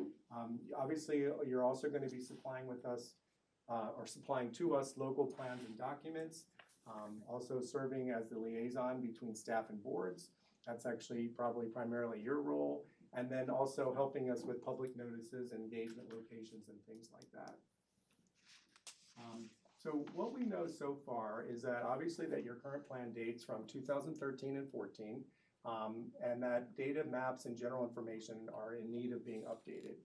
We also want to incorporate and align with any kind of Connecticut state statutes that have changed in the last 10 years, and make sure that other current planning topics that have come to the surface recently are also being incorporated per things that you might want, like green technology and development standards and things like that. Also, the community in the last 10 years, as we know, which we'll talk about a little bit, has grown and changed a lot. Again, the framework of what we know is that we want to build on the successes of your current POCD. We know that that document while it is out of date, we know that within that document, from looking at it, there's still directives that are probably still worth carrying on and continuing with. So we want to make sure that we talk with you about that, extract them, and make sure that they get included in the new updated plan. Also, again, to repeat the philosophy that we saw from the RFP is that we know that it's not whether to grow or not, but it's how to grow. And that we want to make sure that we are all walking very gently forward on that particular subject. Once we get into the actual POCD, we see this as being the primary subject areas that we will be working with you on. Obviously, demographics, which we talked about, land use and zoning are also the very important topics because that's really the meat of the document. But housing is very important, and we know that in South Windsor, housing is extremely important right now with your affordable housing plan as well as your moratorium. And then economic development and employment, that's changing and it's growing. Transportation and mobility, community services and infrastructure. Infrastructure is continuing to be a pressing issue throughout towns in the state of Connecticut. Park and recreation and open space also has a major component in the comp plan, as well as cultural and historic resources. And then last but not least, the environmental aspects, natural resources and sustainability and resilience. So we want to talk a little bit about issues, but before we talk about that, I also want to give a chance to some of my colleagues to talk. Sure. So Meg is going to talk a little bit about the evolving community in South Windsor from information that she has gathered. So we did a little pre-research, of course. We looked at the CERC profile, I looked at some census data, and the first thing that struck me was the huge change in population demographics here in South Windsor. There's been a large growth from South Asian Indian population, that when I went back and I looked through your school enrollment studies, I saw that there's been a lot of in-migration in town. There's been a lot of kids coming into the school system. And not just that population, but in general, a strong housing construction market here and in-migration have done a lot to fuel some growth. South Windsor is obviously a desirable place to invest for families and for businesses based on the amount of home sales that you have, the commercial development that you're getting. School enrollment is up and is projected to continue across the next 10 years. I've done a lot of school enrollment studies in the past 5 years, and the growth in, and South Windsor is one of the places that is expected to grow. Places like Stamford, no, they're not seeing that the way you are here. Economic development opportunities are thriving in this community. And then we also, so those are some strengths that we see in the data, and then there are some, sometimes those strengths bring pressures, like your affordable housing demand, which you've outlined in your affordable housing plan. Open space planning, I see that your open space plan was done in 2010, and that there's been some desire to update it across the years, but your digital inventory is really nice. There's recreation facilities are needed to accommodate the needs of a growing community, especially all those kids you're getting. Public transportation is a pressure here. We saw on your website you have your 2018 transportation survey. That looked like that was, you got some good information from that. We'll want to incorporate that in here. And then just the need to address the dynamics of commercial patterns. Things are changing right now after the pandemic, people working from home, online sales. It's just kind of changing the way people do commerce. And so we want to make sure that we see that and we incorporate what we can into your planning document. Yeah, I was just going to say, I know that time's gone by so fast, and I know we started a little bit late, but I know we might have to go just a little bit quicker. But I was just going to go back to that one because Deb, I wanted you to talk about from this perspective of what some of the redevelopment opportunities and things like that. So we also looked at a number of your areas that were highlighted in past surveys. Like a lot of people were talking about Evergreen Walk and what a great asset that was to the community. But then you get hit by the pandemic and you end up with vacancies. And now it's a matter of looking at what may be the best things to go in there. How do we keep that area vital and vibrant? And also the Route 5 corridor. There was a lot of talk about the look of it, what could be done with it, what are our options. I've worked with redevelopment for many years, and whether we call it large R or small R redevelopment, you know, whether it's the one person or whether you're looking at a very large area, that's gonna be important to focus here because as Meg was saying, with these changes that we're seeing in the economy, just by the differences in the way people are working, new types of industries, new technology and stuff are coming to areas. So I think that Route 5 corridor is an area that would be ripe for consideration for different types of development. So, just, Yeah, I mean, take that. related to like housing needs, we know that that's obviously a major pressure that the town has too from the affordable housing plan. So we definitely will be wanting to examine housing needs and development pressures from your perspective of what's actually been going on recently and with the affordable housing plan, and making sure that that gets incorporated into the final plan. With transportation and mobility, again, we'll just kind of gloss over this real quickly because time is going by, but we do know that, you know, we want to build on some of the stuff that we've noticed that is already in your existing POCD, as well as other stuff that you've been doing, like complete streets principles, also traffic calming program. But it's also important to make sure that we're eyeing to transportation future. Transportation is changing very rapidly, as you may know. There's a lot of stuff going on with electric vehicles and charging, autonomous vehicles, mass transit and things like that.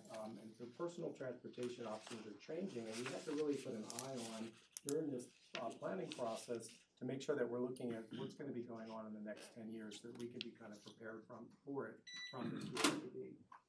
And also when it comes to things like the electric vehicle charging, it's identifying gaps also, and a lot of that will come out through community engagement. There's a lot of things obviously related to resilience and sustainability. I mean, this is a subject that most towns throughout the country are really starting to focus on because it is evolving so quickly. And most towns are wanting to embed a lot of resilience and sustainability measures into their POCDs. So looking at things like green building, also you know, looking at your sustainable CT program and pushing you further with that, exploring renewable energy forms with solar and wind, but then also making sure that we focus on creating opportunities for resilience. And I know you had looked kind of at that one, Meg. Yep, I reviewed your hazard mitigation plan. I looked at your goals and strategies. It wasn't a high priority, but the fact that you've been, you know, having it on your mind that the senior housing developments need generators either, you know, by regulation or by encouragement, you know, things like that. Those are very good action strategies and things that you can supplement and support in your plan of conservation and development. When you tie and you link these plans together, they strengthen the outcome. There's a lot of co-benefits, and then also just that change, climate change vulnerability yep. that Meg mentioned at the beginning is also something that we can use on this particular subject. Yeah, I have an example of that on this next slide, lucky enough. This down here, down in the center is a copy of the Climate Change Vulnerability Index. This is the flood vulnerability for Westcog. Red is bad, gray is not bad. You can kind of see the shifting patterns. So the goal is, and South Windsor will get this, you will be part of this too, the whole state will be part of it. And it's a way when you're looking at those vulnerabilities and opportunities for resilience, where are they needed and where can you develop safely? So this is just a massive GIS exercise. And one thing I want to point out too, South Windsor, my whole career has been a leader in GIS for the state of Connecticut. Scott Roberts and Don Mulholland, I worked with them on the Connecticut GIS network. I can't tell you how many presentations I've seen on your amazing automated leaf pickup, your citizen reporting dashboard. Dawn and I, we were president and vice president of the Connecticut GIS network. I believe we have Thad Dubkowski here now. He's a colleague that I've known forever. So normally for the GIS coordination, I'm trying to sell GIS. You guys are invested, and you have a very, very strong and robust system. You guys have a lot of data here. You have strong capabilities with the technology. So our plan is to just partner with you. I believe in doing the geosystems, publishes your town GIS map. That was my first job out of college, was working with that guy back in the day. So it's an interdisciplinary effort in terms of GIS, but I just wanted to take a moment to recognize there are very few communities in Connecticut that have as strong of a GIS legacy as South Windsor. I'm a big GIS nerd, so I'm very proud to work with you guys. I think this is great. The other specialized service that we wanted to focus in on real quick as we wrap up here is just the public engagement, because we know that's so important. And we have basically a tool belt of options that we can bring, both from the experience that SLR has, but also the returning to Colliers and Deb and her team to really help us also focus on this particular part. So with that, I'm going to turn it over to Deb to talk about public engagement. So as passionate as Meg is about GIS, that's the way I am about community engagement. I've actually done community engagement all over the country. I was honored to do it as president of AICP and a commissioner, and used it for lots of different things. But to me, using it for master planning is like my favorite way to go about, dealing with the public. Because I think that a master planning project, people have to understand that it's their document. It's not the town's document alone, it's the people's document. And the only way to make it the people's document is by having them really, really involved and listening to what they're saying. So I like to see community engagement done in layers, okay? And make it as accessible as you can. And I think the things that we've learned through the pandemic are that people are willing to get online. They're willing to listen on TV. If you give them a survey, they're answering it now. It used to be before, oh my God, if you could get 5%. Now we're seeing towns getting 20% responses, and that's amazing. So things that we talk about in terms of a tool belt or a toolbox, but things that I like to use as a program, a community engagement program, not one thing. I love to have set up some type of a story map. This would be our web-based presence. And this would be where we're going to unroll the story, tell them what our existing conditions are.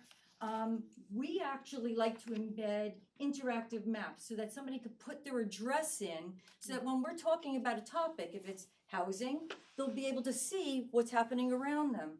Parks, something like that, transportation, it could be interactive. And Meg will give you more ideas on the story map as we're going through.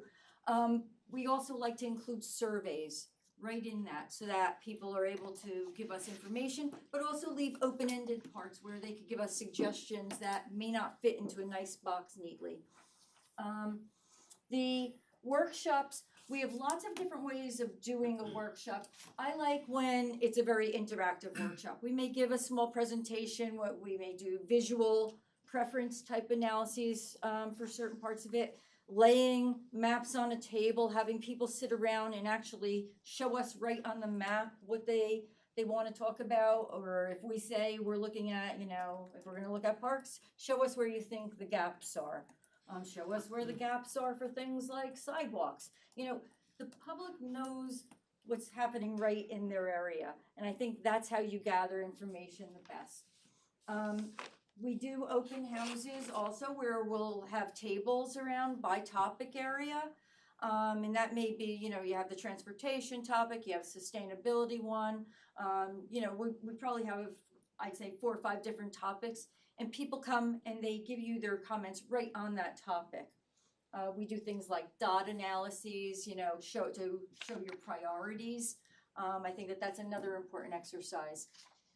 Public sessions and the board meetings, that's where we're actually coming and telling you where we're at different parts of different stages of the game, but also it's involving the boards in things like the goal setting. So we'll tell you what we got from the public, and then we'll look at, maybe a number of different options, and then we're going to get your feedback into the plan at a variety of stages. One other thing, can I get the next slide, Meg? Is that we like our approach to be experiential. We like it to be where everybody is feeling like they could always give their comments in. And we like it to be to all age groups. Okay, so it's not just, who could show up at a meeting. We want to be out there and seeking the comments. So a lot of times you'll hear terms like, tactical urbanism or, pop-ups and things like that. But a lot of times what that means is like showing up at the farmer's market, and having a table and rolling this out a bit. Maybe having some pop-up at a ball field.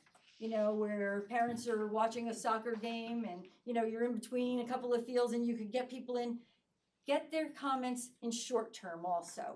You know, you don't need to take 3 hours of their time. If they could give you 5 minutes, you're able to give them information. And a lot of times we'll give them a card with a contact, you know, either to the survey or some piece of information.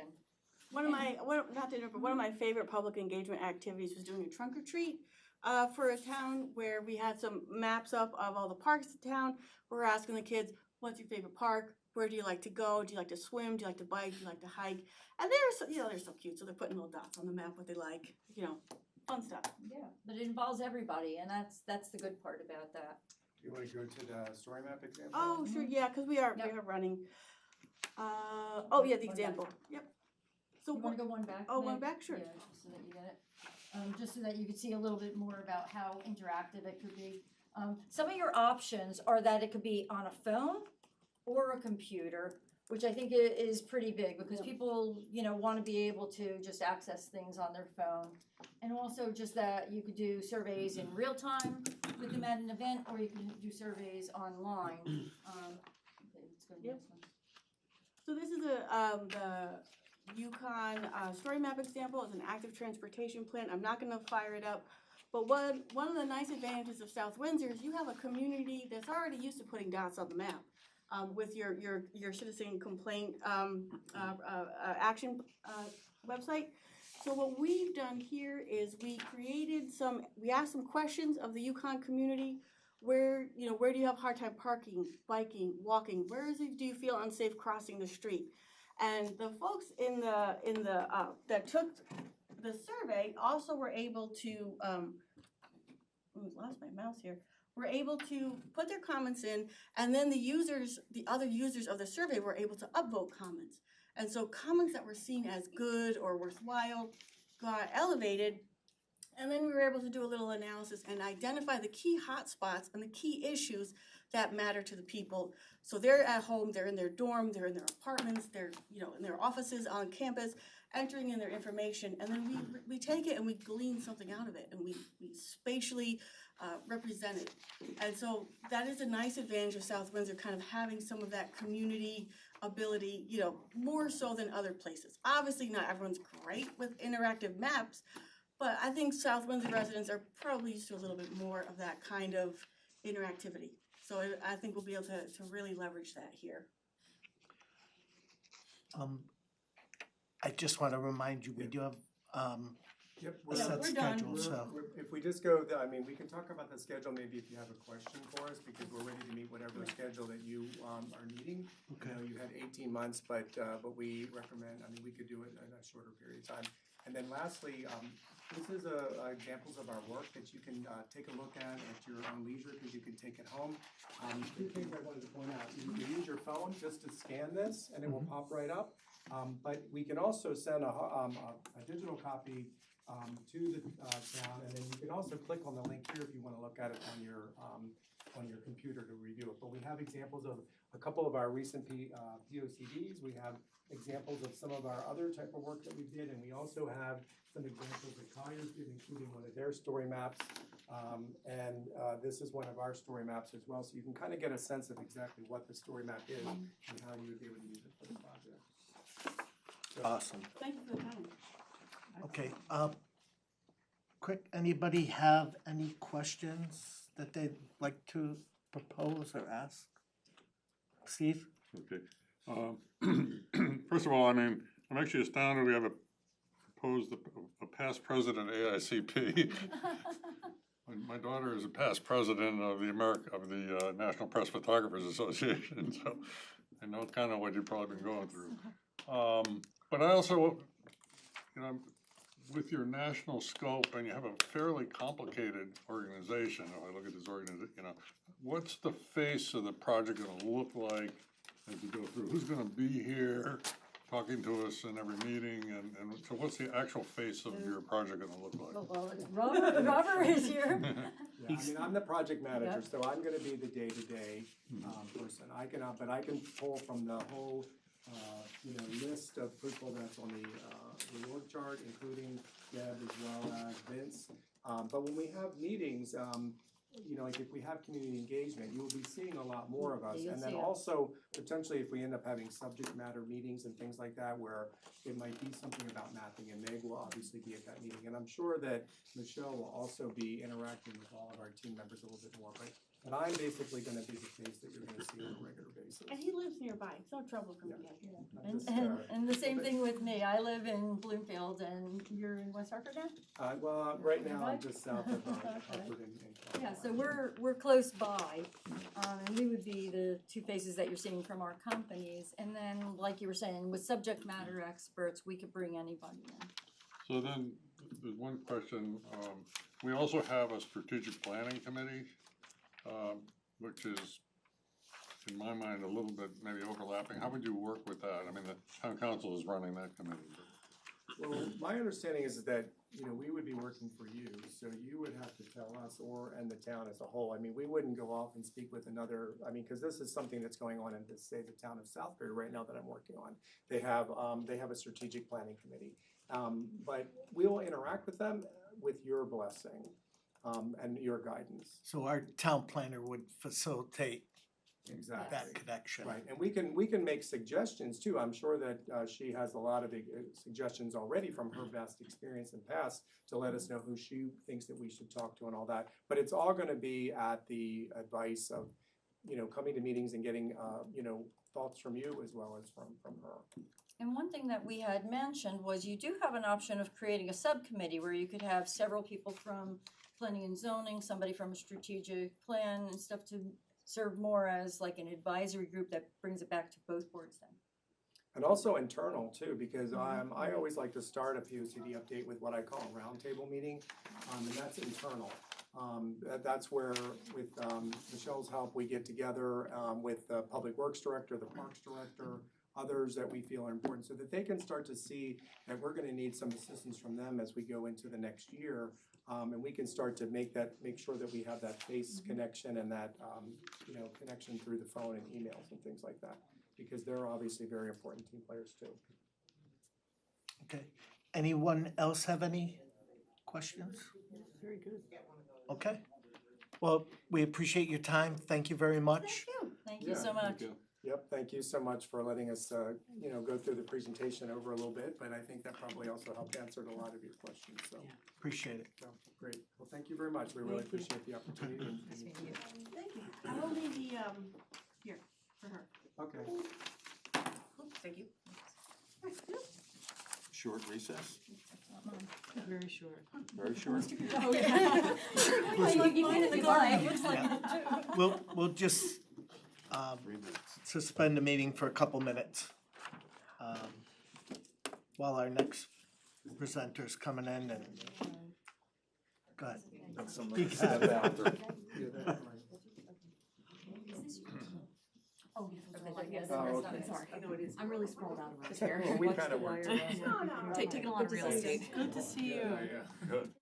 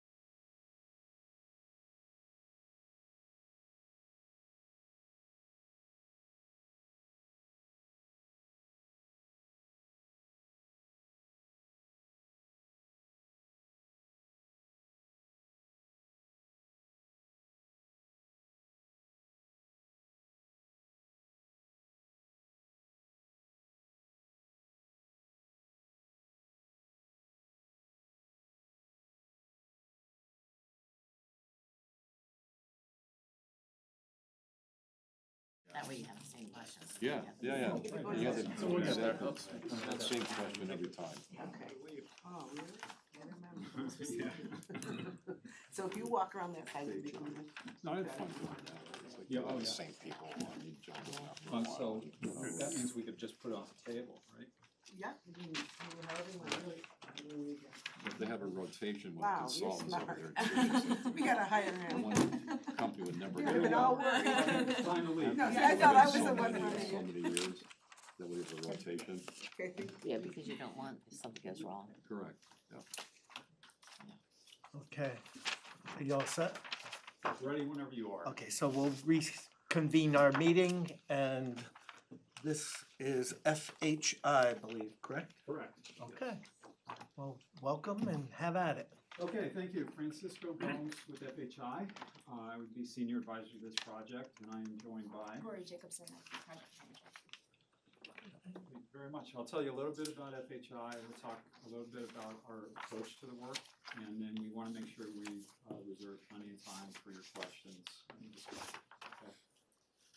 First of all, as a firm, FHI Studio, our mission is to provide guidance to the communities that we work with so that you can plan for a sustainable future. And we use the term and the idea of sustainability very broadly. There's the very obvious environmental implications of sustainability. With respect to communities, there's a sustainability of your functions, of the service that you provide to residents, of your infrastructure, of your facilities. Your ability year after year to provide that expected level of service to your residents and other stakeholders is really critical to sustainability in the communities that we work in. So as discussed, Rory and I will really lead the project. She'll be the day-to-day project manager. I'll be the senior advisor, which means I'll be very involved in the project. I'll be a resource for her. I'll assist in all sorts of ways to ensure the project is successful. And we're complemented by a team of our staff and of our sub-consultant, which is RKG Associates. They are a market, economic, and housing specialist that we've worked with on a number of projects now, and they do very good work. And so in addition to myself and Rory from our office, we have Parker Sorensen, he's a traffic engineer, transportation engineer. Stephanie Bauer-Carroll, she's a cultural and historic resource specialist. Kevin Rivera, which would be leading community engagement for the project. That being said, our project's community engagement is an effort that our full team is involved with. In addition to that, we have Eric Smith, who's very good at developing digital content and interfaces, including websites, custom-built surveys, and all sorts of digital applications.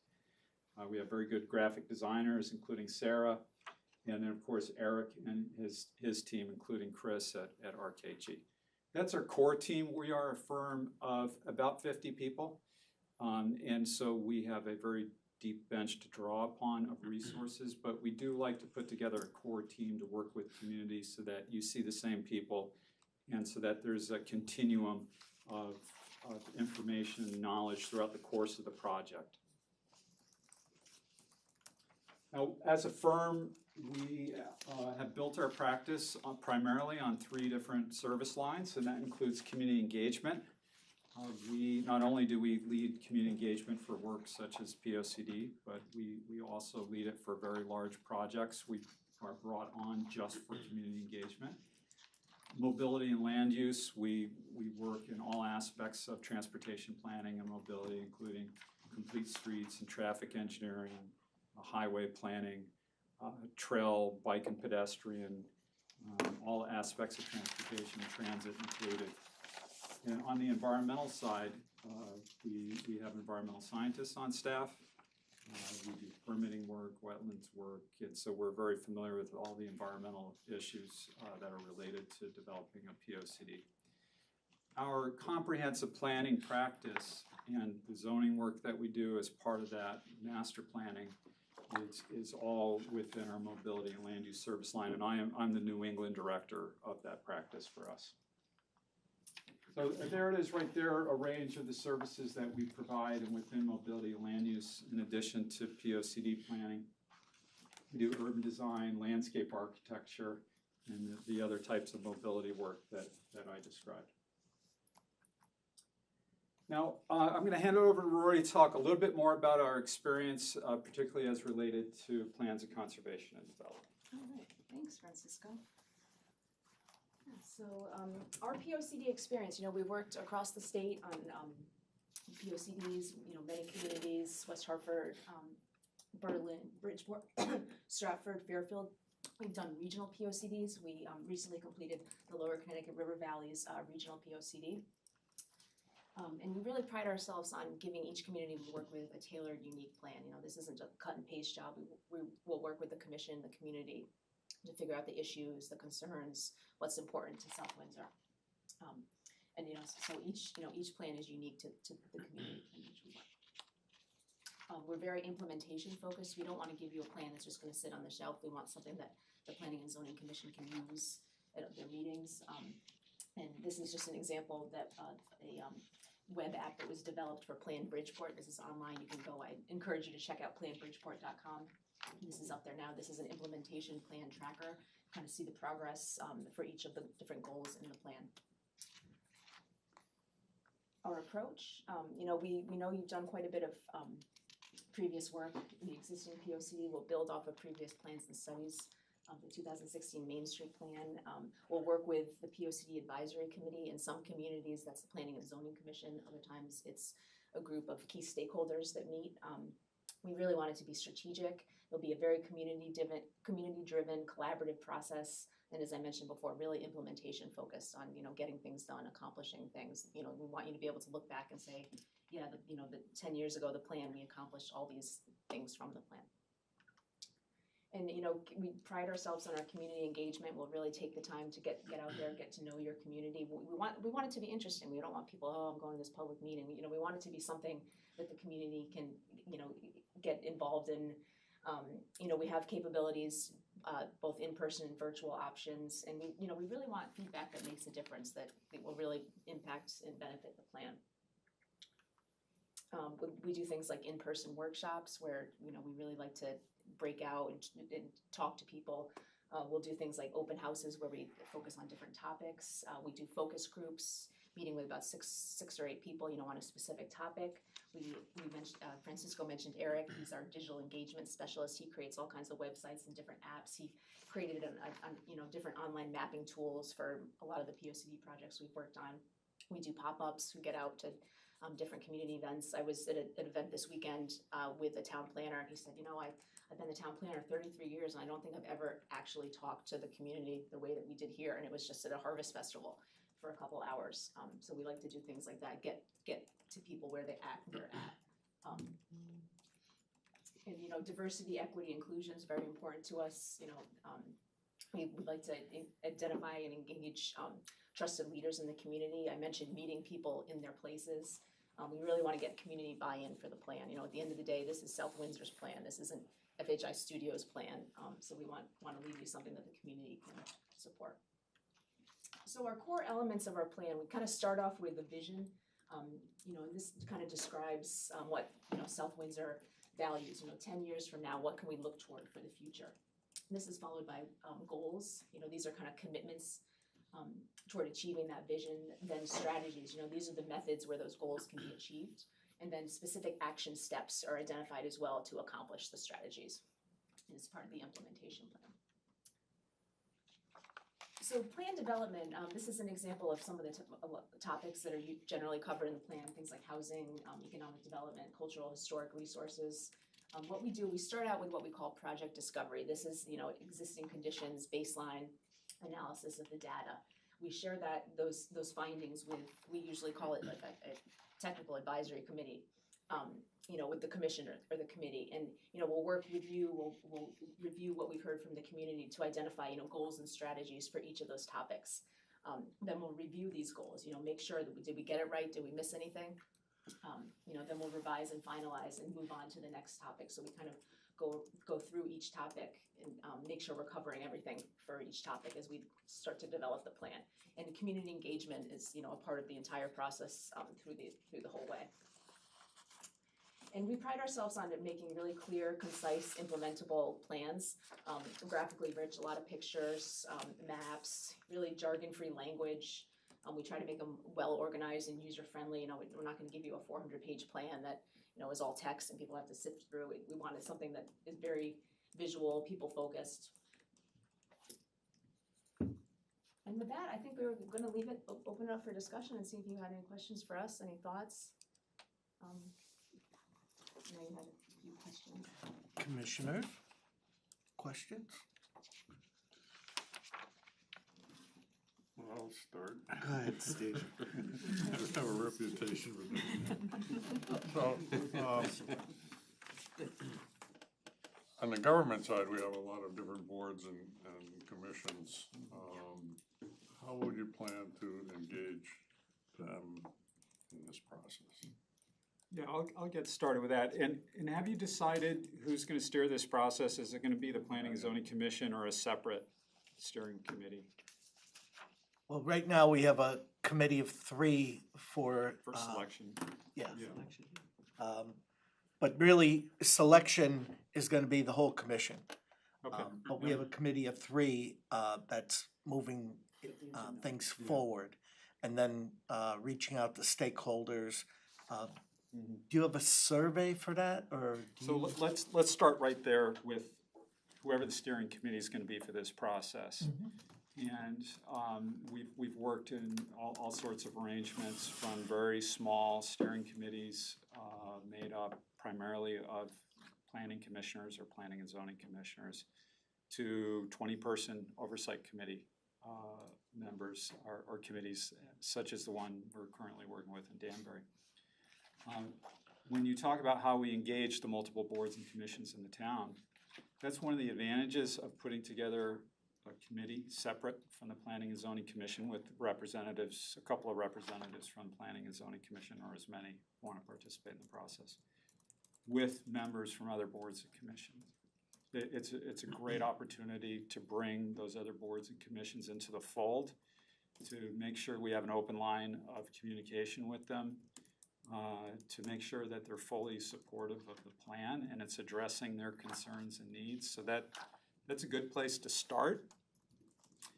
Beyond that, regardless of which entity is steering this process, it's really important to meet with those boards and commissions.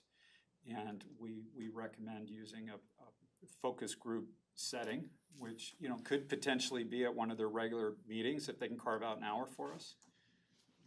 But the point being, in a focus group setting, we assemble enough people that can sit around in a room like this and have one conversation specific to a topic or issue. If we're environment, it would be your Conservation Commission, inland wetlands, whatever it may be. Francisco, we recommended in our proposal too, doing, I believe it was 10 meetings with boards and commission members as well, as a kind of in addition to that. Exactly. As a way to engage them, and if there's more than 10, we can group like entities together that have kind of common goals. So then there are other organizations in the town that you might want to engage. I mean, I'm thinking of mosques and churches and rotaries and groups like that.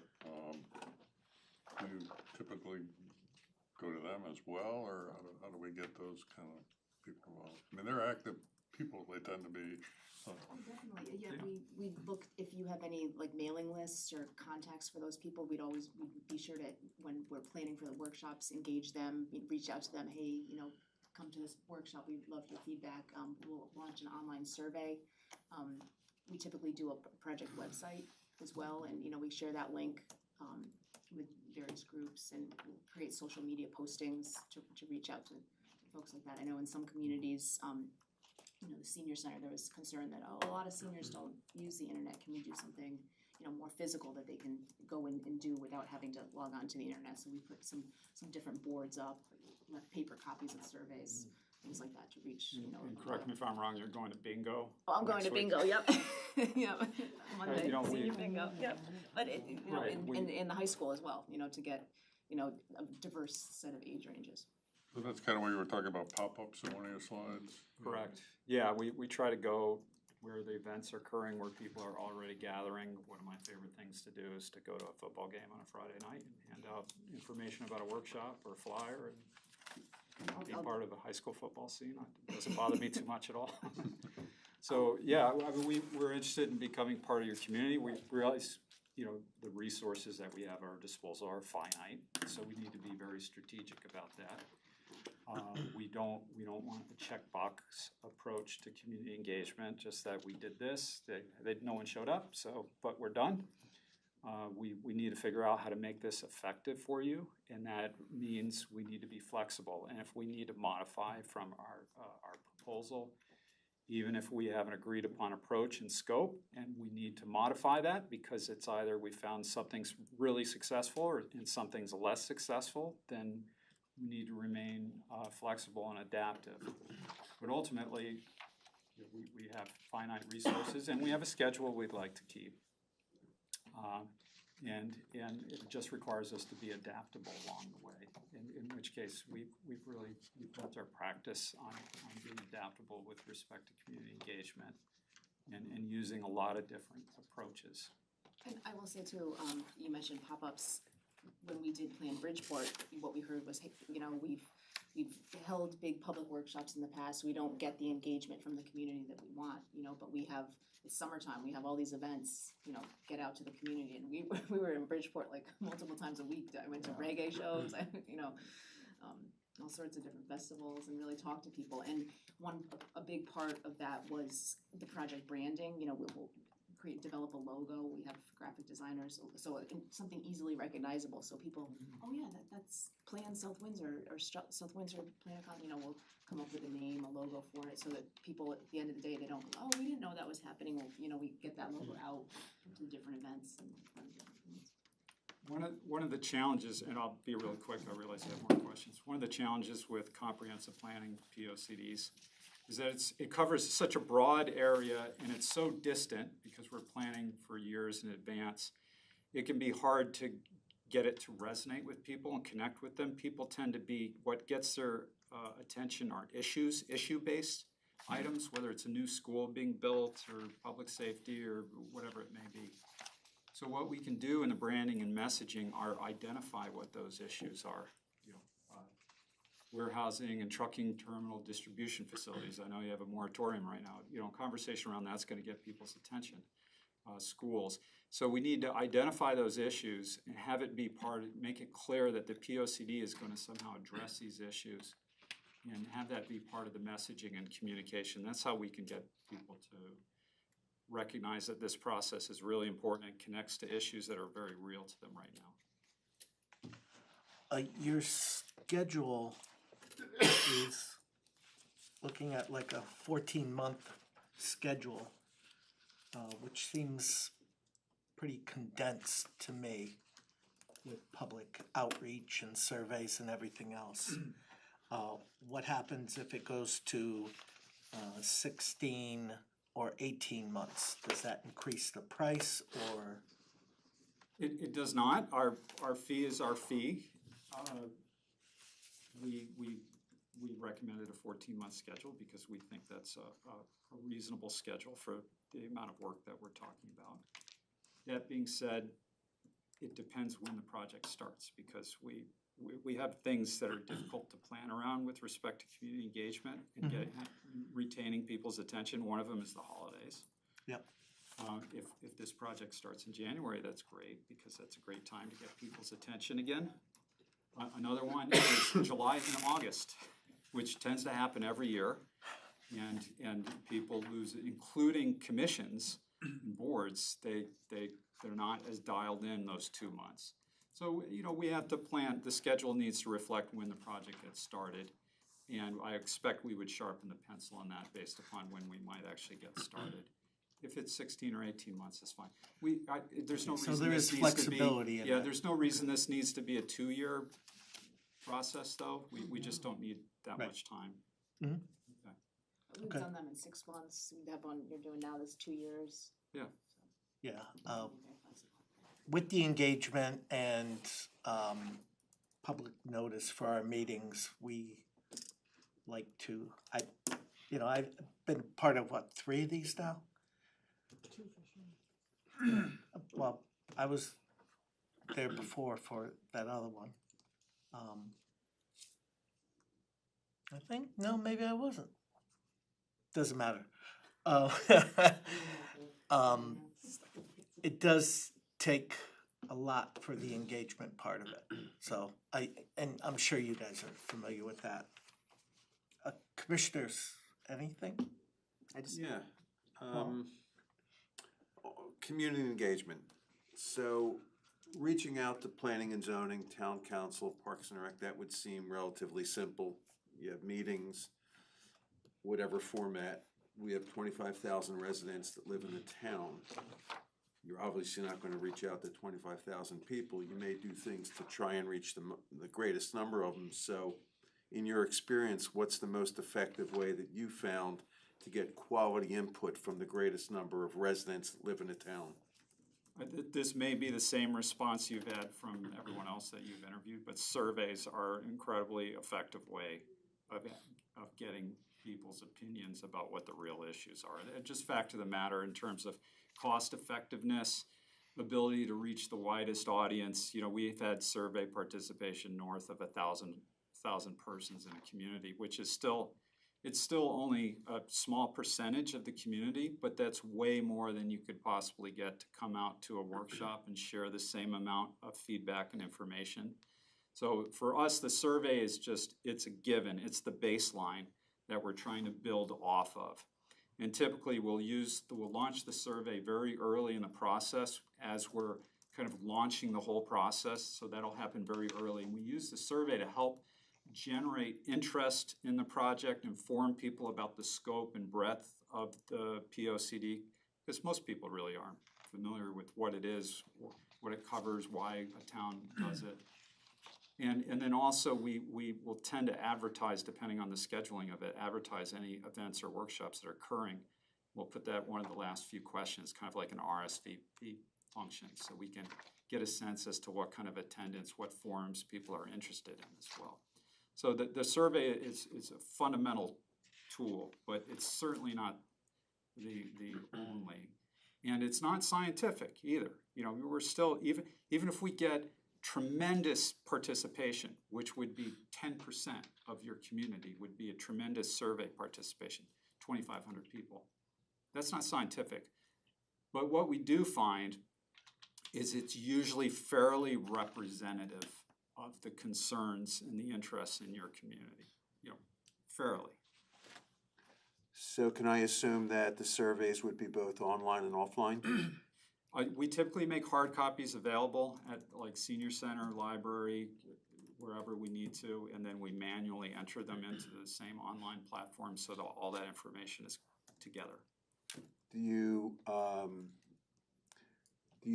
you manage the surveys yourself, or do you have a research company? We do that in-house. With respect to, I mean, we've hired vendors, consultants before to do statistically valid surveys, like phone surveys. They're very costly to do, and what we find is we get almost identical feedback as the online survey.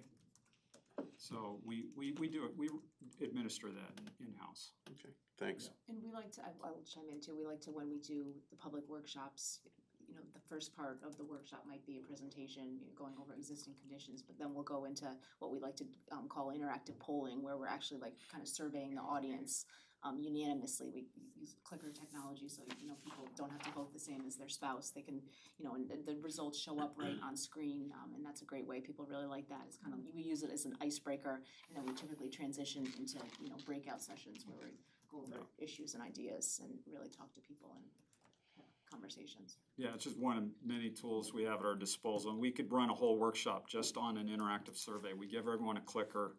They can, in total anonymity, respond with what their true belief is, without peer pressure about raising a hand about how they feel about things. And we can, it's amazing how much discussion that we can, meaningful discussion and feedback we can generate from that type of forum. So that's another tool that we use as well. Yep. What other communities have you done that are in similar size to South Windsor? You know, Berlin, right now we're working with Berlin. We're be done with their plan in How many about residents 4 there, do months. you know? About the same size, 20, a little bit smaller actually, around 22,000. And it's a lot of the same issue. They have a lot of their growth happen around the same period of time as South Windsor's. They have, you know, obviously the Berlin Turnpike, major commercial strips, 909 John Fitch Boulevard. So it is probably right now the most comparable, but we've worked in other towns, Monroe, Connecticut, that is not, you know, geography is different, but it's not unlike South Windsor in terms of size and when much of it was developed. Some of the same pressures surrounding the need to diversify the tax base to pay for all these kids that you have in school, and in that bumping up against concerns of all these new neighbors who, you know, love their community as a residential place. So. And Waterford is dealing Yeah, with we're- economic, you know, kind of the mall, kind of vacancies at the mall Right. and kind of what to do, how to transition that. I think that your situation here is a little bit different than Waterford's, but Yeah. similar. Do you have any connection to South Windsor? Have you done work with the town in No, any we- way before? We have not, yeah, Okay. which is part of our interest in being here, actually. And we're based right in Hartford too, so we're. Yeah. we're close. Okay. I was just gonna ask around your data collection. So when you're doing workshops, you're collecting data, when you're doing survey, you're collecting data, and so I'm assuming you're combining it and aligning it with map information to figure out hot zones within the town. Do you compare that to your other relevant experiences in other towns to sort of Yeah. come up with like a control group to say this seems like a similar population? We do. We find comparisons to be remarkably effective at communicating how you are unique or similar to other communities. And so we very often will identify peer communities, and it may be communities surrounding you or communities that are demographically similar in population size, and then compare how you measure up on a variety of fronts, whether it be amount of park space that you provide, you know, the services that you provide to your residents, how well This your population eats more than goes to the park, right? Because it whatever matters. whatever we can measure, but let me just put that into perspective by saying, you know, data is very important to inform this process, but we're not making policy decisions based upon math, right? We need to drive into the issues, identify the issues, do our homework as needed to really substantiate whether or not those are just perceived issues or real issues. But there isn't like an application or a program, and we're not gonna use GIS to feed numbers into the system and tell us how things need to be done. Right, you're gonna take that as an input into the It's process. just one of many inputs, yes. Like the survey, like talking to people at pop-ups. Bob? After all is said and done, so that this doesn't become something that gets filed next to my high school calculus book and never looked at again. You still have that? What do you don't look at that? Oh, yeah, it's an antique, trust me. How do you get it, what do you do then? How do you make this relevant to the people, the ones that participated, the ones that didn't participate, to let them know that this is where we're going for the next 10 years? Okay, all right, I'm gonna get started on that, Rory can finish. And first, I wanna let you know that I have 2 calculus books on my shelf in my office. And I opened one of them just 2 days ago to try to remember why it was that I saved either one. Thomas was one of them? And then I remembered, it was because I failed to conquer it. Oh, And I had a dream that someday. No, mine still has too much dust on it. so All it's- right. So first, we need to be very strategic with this plan and really focus on the issues that need to be addressed by this community. It will not do you any good to have a plan that has 200 policies with 500 actions and put it on the table and expect everyone can run with it. So, which means we need to make some choices, and we need to choose to leave things out. We need to be able to identify something that's truly a high priority versus a low priority instead of making everything a high priority. With respect to implementation, I think we need to be realistic about timelines and timeframes, because there's nothing probably more frustrating is not quite the word. It may be demoralizing or really sad than seeing a really well executed plan that had good input from residents and community, and there's an implementation plan that just reaches way beyond the capability of the community, capacity of the community to approach it. And because it's so intimidating and daunting, almost nothing is done. And the time frames are completely unrealistic. So I think we walk a very fine line between, we definitely want to aspire and reach and address the issues that need to be addressed in this community, but we want to be focused and realistic and set you up for success and not failure. And I think if we're able to do that, and if we're successful engaging the people that should participate in this process, then we won't have to, beat them over the head with the plan and say, hey, you're supposed to be doing something here. They'll have some ownership in it already, and they'll get started on it before we're done. So I think that's how you keep it from sitting on the shelf, is you make it very approachable, and you really focus on the things that matter and on the things that you have some measure of control over as well.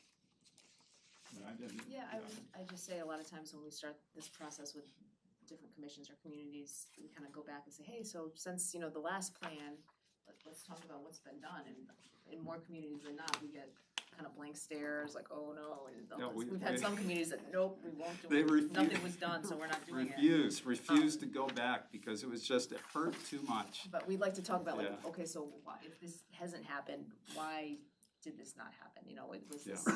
Was this not the right kind of champion to kind of take this on, and we like to identify kind of the responsible parties in the implementation plan, and like Francisco said, just making sure that the implementation is realistic and achievable.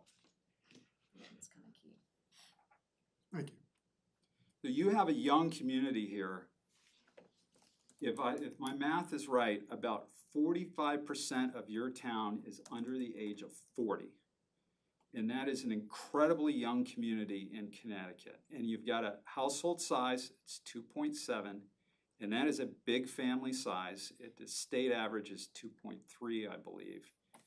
You have young families in this town. And much of this town, you've had a tremendous amount of commercial development over the past 2 decades, and of course the residential development that has preceded that and has continued. But you look like a town that was really envisioned by 1950s, 60s, 70s era planning, in that you're a suburban community. So the question will be, you have this young community and you have an opportunity really to have them be part of your future.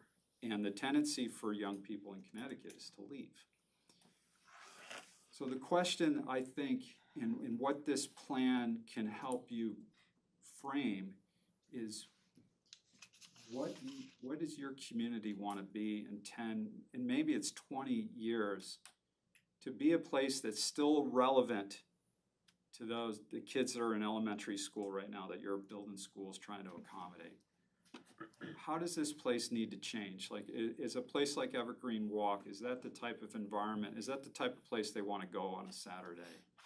And do you have the open space, the type of parks and open space that's going to appeal to them? Culturally, is this place relevant to them? And more fundamental than that, do you have the housing type that's going to be preferable to them in 10 or 20 years? So all of that, we're not going to solve for that with this plan, but you have an opportunity to recognize that things are changing. You have a whole new generation that might have very different preferences than their parents had. and to develop a vision that they could buy into and feel like the community's gonna grow with them. And that's what I see as the real opportunity here. And I would say too, like any community in Connecticut that we've worked with, you know, making sure that seniors that wanna stay in South Windsor can stay in South Windsor is also key, you know, with providing the housing choices that they want and downsizing, you know, options to stay in their home, things like that. Yeah. Yeah, it's a big issue for us in many communities, is the ability for seniors to stay in their communities. And at the same time to free up housing stock within families. So, I like what you just said, but I'm gonna go back to something very specific. You're talking about an implementation plan. Right now, we have the POCD, which I've looked at a lot, and we have an implementation plan, which I can't say I've looked at more than 3 or 4 times. And I know that Michelle has worked on it a lot. Yeah. So are you gonna build the implementation into the plan? Is that the way you do it? So like I have, here's our goals and here's our plan? Is that the way it's gonna look? Correct. And I think we have a sample at Danbury we can share with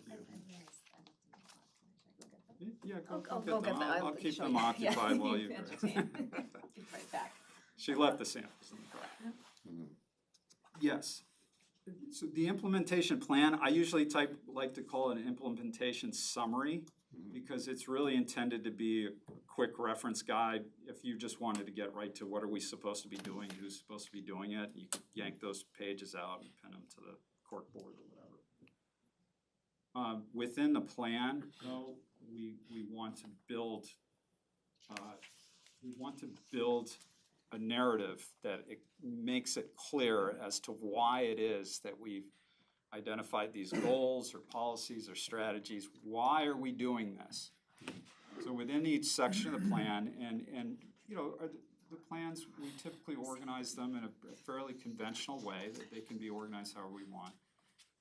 It can be topic-based, land use, environmental resources, mobility, infrastructure, housing, economic development. In each of those cases, we like to provide a narrative. It's typical existing conditions, but all of the information that someone would need to really appreciate why it is that the plan is recommending what it is recommending. So you shouldn't get to a goal, a recommended strategy, action items without there being a foundation for it in the plan that's right in front of you. So within each section of the plan or chapter, if you want to call it that, we tell that story and we provide the information, whether it's charts or maps, data, you know, community feedback, input. Sometimes we'll add comments from the community that are particularly salient to that issue. And then we'll build up so that the chapter concludes with the priorities, you know, the goals. So what are we going to do about it? Here are the issues that were identified. Here are the concerns. Here are really the responsibilities of the town with respect to this issue. This is what the town is currently doing about this, and this is what we need to do. And so those are the goals and strategies, and they follow that narrative. So it's all together in one place. And then typically in the implementation summary, and it's always part of the document, we're really just summarizing it. We're taking everything we presented earlier and putting it all in one place. And typically that's the place where we might assign responsible parties, a lead entity, partner entities. And we typically like to identify a priority level rather than a time frame, because those time frames are just so unrealistic sometimes. It's just something you don't have control over, but you do have control over who's tasked with that responsibility and what the priority is. It helps you figure out, you know, what should we be focused on right now. If we start one place, where should it be? Let me give you an example. Let's say we believe we want to have multi-use trails everywhere, okay? Can't do that in 10 years. So how would you know, we're working on one that's high priority right now, but how would you deal with that, you know? So there's the vision, and it's tough to sell people on a mile of trail segment that isn't connecting to anything. People don't get excited about that. But if they can understand why that mile segment's important, if they can see the vision, And the vision would probably be a network that's connecting different open space resources, get you down to the river, get you to the library, some schools. If they could see the vision, and then we lay out the sequencing, and even if it's 20 years, 30 years, whatever it may be, the potential sequencing, so they understand if you have a project that we recommend you pursue grant funding for, and you start there, people understand why, and then it starts to make more sense. And so that's how we approach it. It is, well, let's focus on the things that you can do over the next several years. Understanding is part of something much bigger, part of a long-term plan that is going to maybe be revisited in the next POCD. Okay, and we'll just circulate these around now,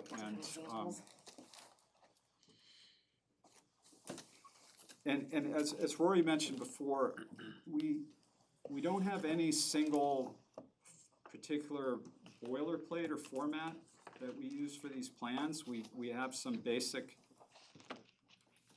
of their construction that we found to be effective.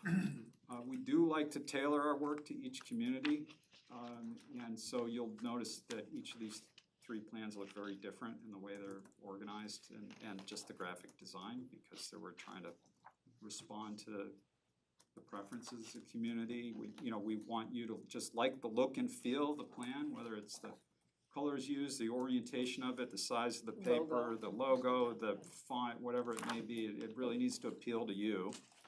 And so we have some really good graphic designers that are able to mock different things up, and we put that in front of you as well, and pick something that will work, and then run with it.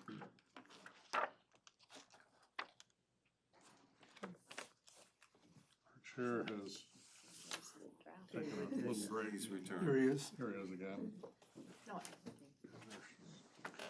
I broke the chain. Art, I had a question, if I could ask a question. Please. Yeah.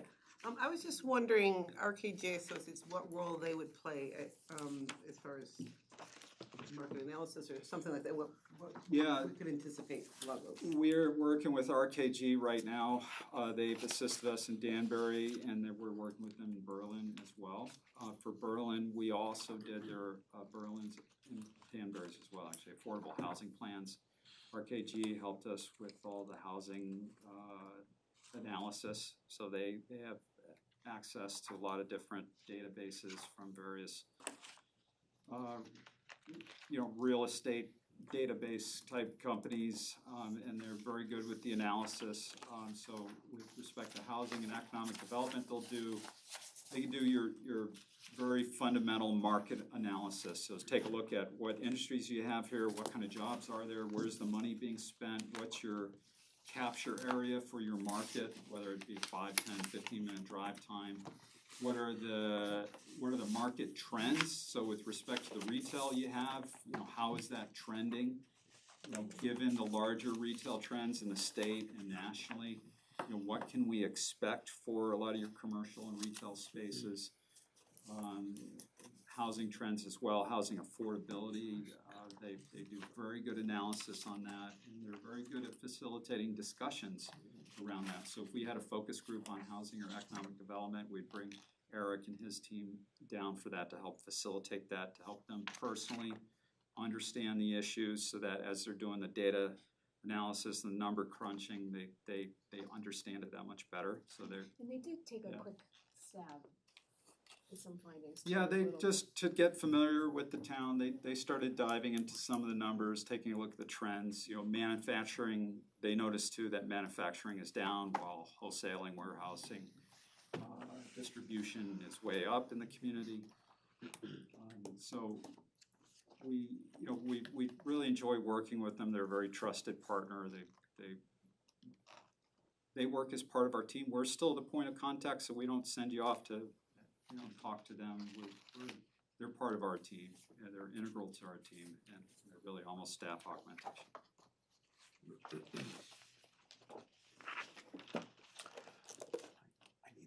Okay. Commissioners, any other questions?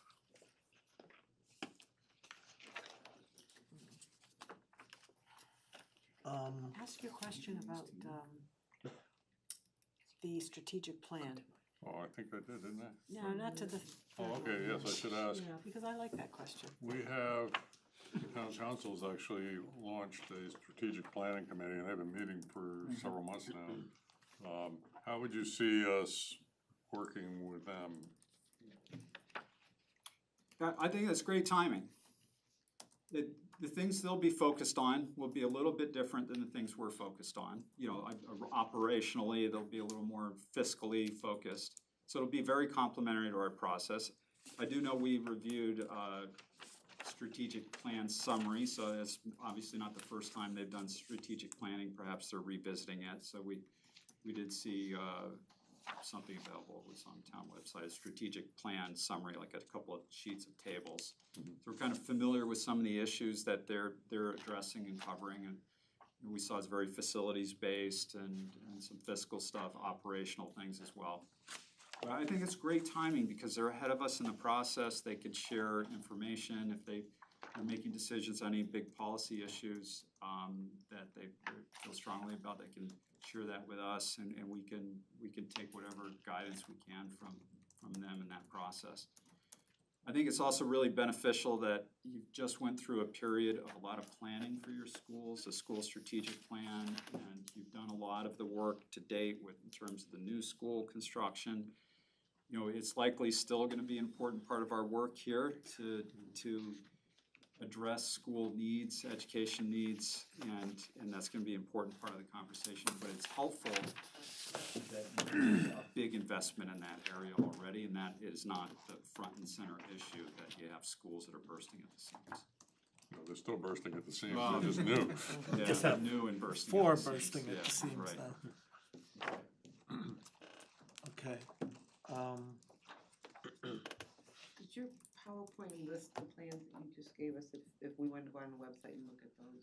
No, but I can share that. If you want to send that to me, that'd be great. I Certainly. can provide. Yeah, the The three Danbury plans one that- is draft, it's like hot off the presses. Okay, but so we won't look at that one, but it's still being reviewed by the council, the COG, and.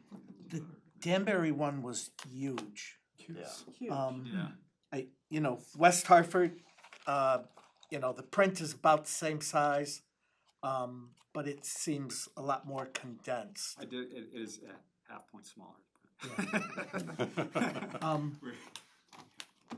Where do you see South Windsor fitting in? Because like right now, we've got one maybe about the size of West Hartford. That's gonna be your preference, really. We take direction from our client as to how much information to provide. And the Danbury is also reflective of a very generous budget and a process that is 2 years in the making. So we wanted to show our work, right? And so it was really important that we had a robust product to show our work. It was important to our client. I think important to us as a team. There were a lot of hours that gone into that plan. We want to make sure it showed up in the product. That being said, it's on the verge of being a little too intimidating at that size, and I don't think you need. It's a little more than 200 pages. I don't think you need to be 200 pages to be effective. Not that we don't measure the success of these things by page count, but 150 pages is a pretty good place to be, somewhere in there. It's. And I will say with Plan Bridgeport, Yeah. you see it, it's kind of thinner as well. Yeah. Yeah. But most of that was developed for online. So if you go to planbridgeport.com and view it online, it's very interactive. And then we have a 100-page appendix supplemental where we show, that's one of the tricks. If you want to keep the main document down, you put a lot of the data, some of the mapping that isn't really the fundamental, like future land use maps, some of your open space maps. Some of those things are really fundamental and need to be in the plan itself. But a lot of the extra mapping, data, a lot of the community engagement, the raw feedback, the summary reports, the survey summaries, the charts, that can be in an appendix that's a supplemental so that you can keep the main document down to something a little more approachable and have those chapters really be focused on and building towards the key issues and what's being recommended.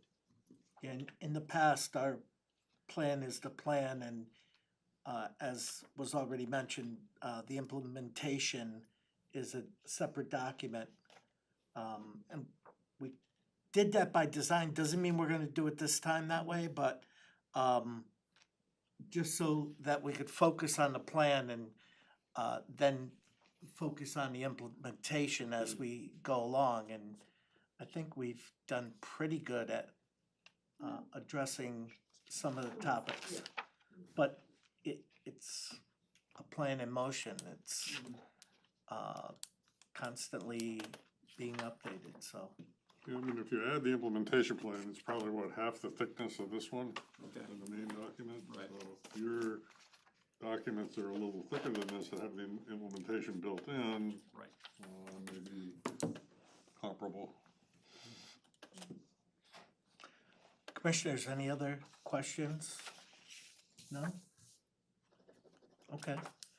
Well, we thank you for coming. Appreciated all the information. Yeah. I'm wondering, do you have like a link or anything to these plans, or just, I know Bridgeport.com. Yeah, Danbury will be PlanBridgeport.com. available to the public via a link. We're gonna file it with the town clerk in about a month, and then that will be available. However, the completed plans, West Hartford, Bridgeport, Monroe, those are all available online. We can send you a direct link to those. Okay, great. Yep. Okay, well, thank you very much. Yeah, thank you. We appreciate the opportunity. Thank you. Coming out, don't forget your finger on the computer. I know you'd like me to forget that. Well, this won't do you any good without this, though. It takes two parts, huh?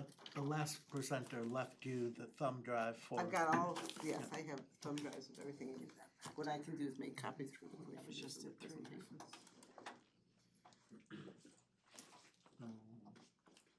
Oh, thank you. You're involved in the I-84 project? We are, and that's on its second life. Yeah. We are on a team for what at the time was the I-84 viaduct study. Yeah. And we led community engagement for the project, and it was, like $1 million worth of community engagement. Probably not that much, but tremendous effort. And we also led complete streets design. So anything in the project area that impacted the local streets, we did the planning for in an attempt to make them all bike, pedestrian, transit friendly as well. And we came up with a great plan, and then the state decided that they didn't want to move forward with that particular project, so they reinvented the project as the Greater Hartford Mobility Study, which basically meant zooming out to also taking a look at 91, 291, and within the region. Yeah, and instead of just focusing on that piece of 84 in Hartford, because the solutions were expensive and they really weren't exciting anyone. It's Right. like that's a lot of money to spend to get Oh, yeah, it's a lot. a safer like- highway in 5-10 years of construction. Yeah, it's like 10 years out now, right? It's been 10 years out for the last 10 years. Right. Yeah. Fusion power, right? Yeah. It'll be 10 years out 5 Yeah. years from now, too. 32. Could I ask what communities you guys live in, or? No, you can. She's in I'm Deep in River, Hartford. Okay, you're Hartford? Yeah, Hartford born and bred. Okay, Yeah. and the company's Hartford? FHI is Hartford based. We're downtown Hartford. Asylum Street. Yeah, on Asylum Street, across from the state capitol and new train station. Okay. All right, great, thank you. Okay, yeah, thank you very much. Yeah, good night.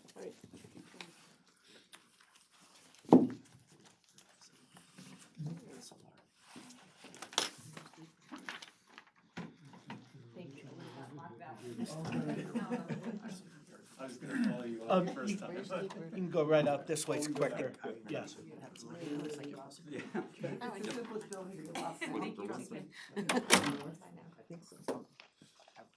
Yeah, thank you. Thank you. Okay, our discussion on this will happen in executive session at our next meeting, correct? Yep. Okay. We'll put it as an agenda item first at 7 o'clock. Is that gonna give us, The only other thing you have on the school application's the only other thing scheduled for that night, on the 25th. do we want to possibly do that first? Oh, yeah, we could do that first and then go into executive session, sure. I'm just thinking, They're probably if we gonna run go with- longer, Yeah. rather than break it up. Right. Okay. And So then is we that gonna can- be a public hearing or just a site plan? Just site plan modification, the school, yeah. Adding on the temporary classroom? No, this is for a permanent classroom at Oh. Pleasant Valley School. It's already, 1,300 square feet, correct. Hold like a whole nother wing or something? well, she told us, you know, the. Are we supposed to know their pricing, like each company, like what they're? Adding a story.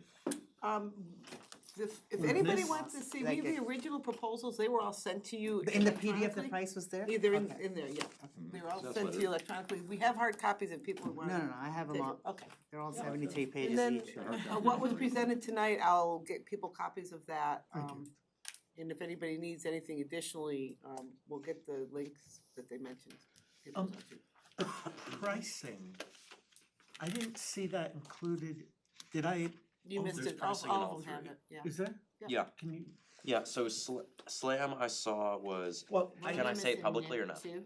Yeah, these are all public. Okay. documents. Yeah, SLAM I saw it was a fee of 99,500, SLR was 92,000, and FHI was 105. yes, 105,000. But again, Right. when and if you select one of these firms, you would go into negotiations and you- because that's based on, you know, a set of tasks that you may or may not wanna have done. So again, that's an estimate, is, you Yeah. know, it's a good guide. okay. So if we don't have any other When do we give you these? You can hold on to them and bring them to the next Hold on, meeting, cause okay. we'll be discussing the next meeting. Yeah, the fee proposals are at the end of each one. It's 10:25. 10:25, yes, 2 weeks from tonight. So if there's no other business, a motion to adjourn would be in order. Make a motion, we adjourn. We have a motion and a second. All those in favor, say aye. Aye. Those opposed? Motion passes unanimously. Michelle, you gave me. We are adjourned.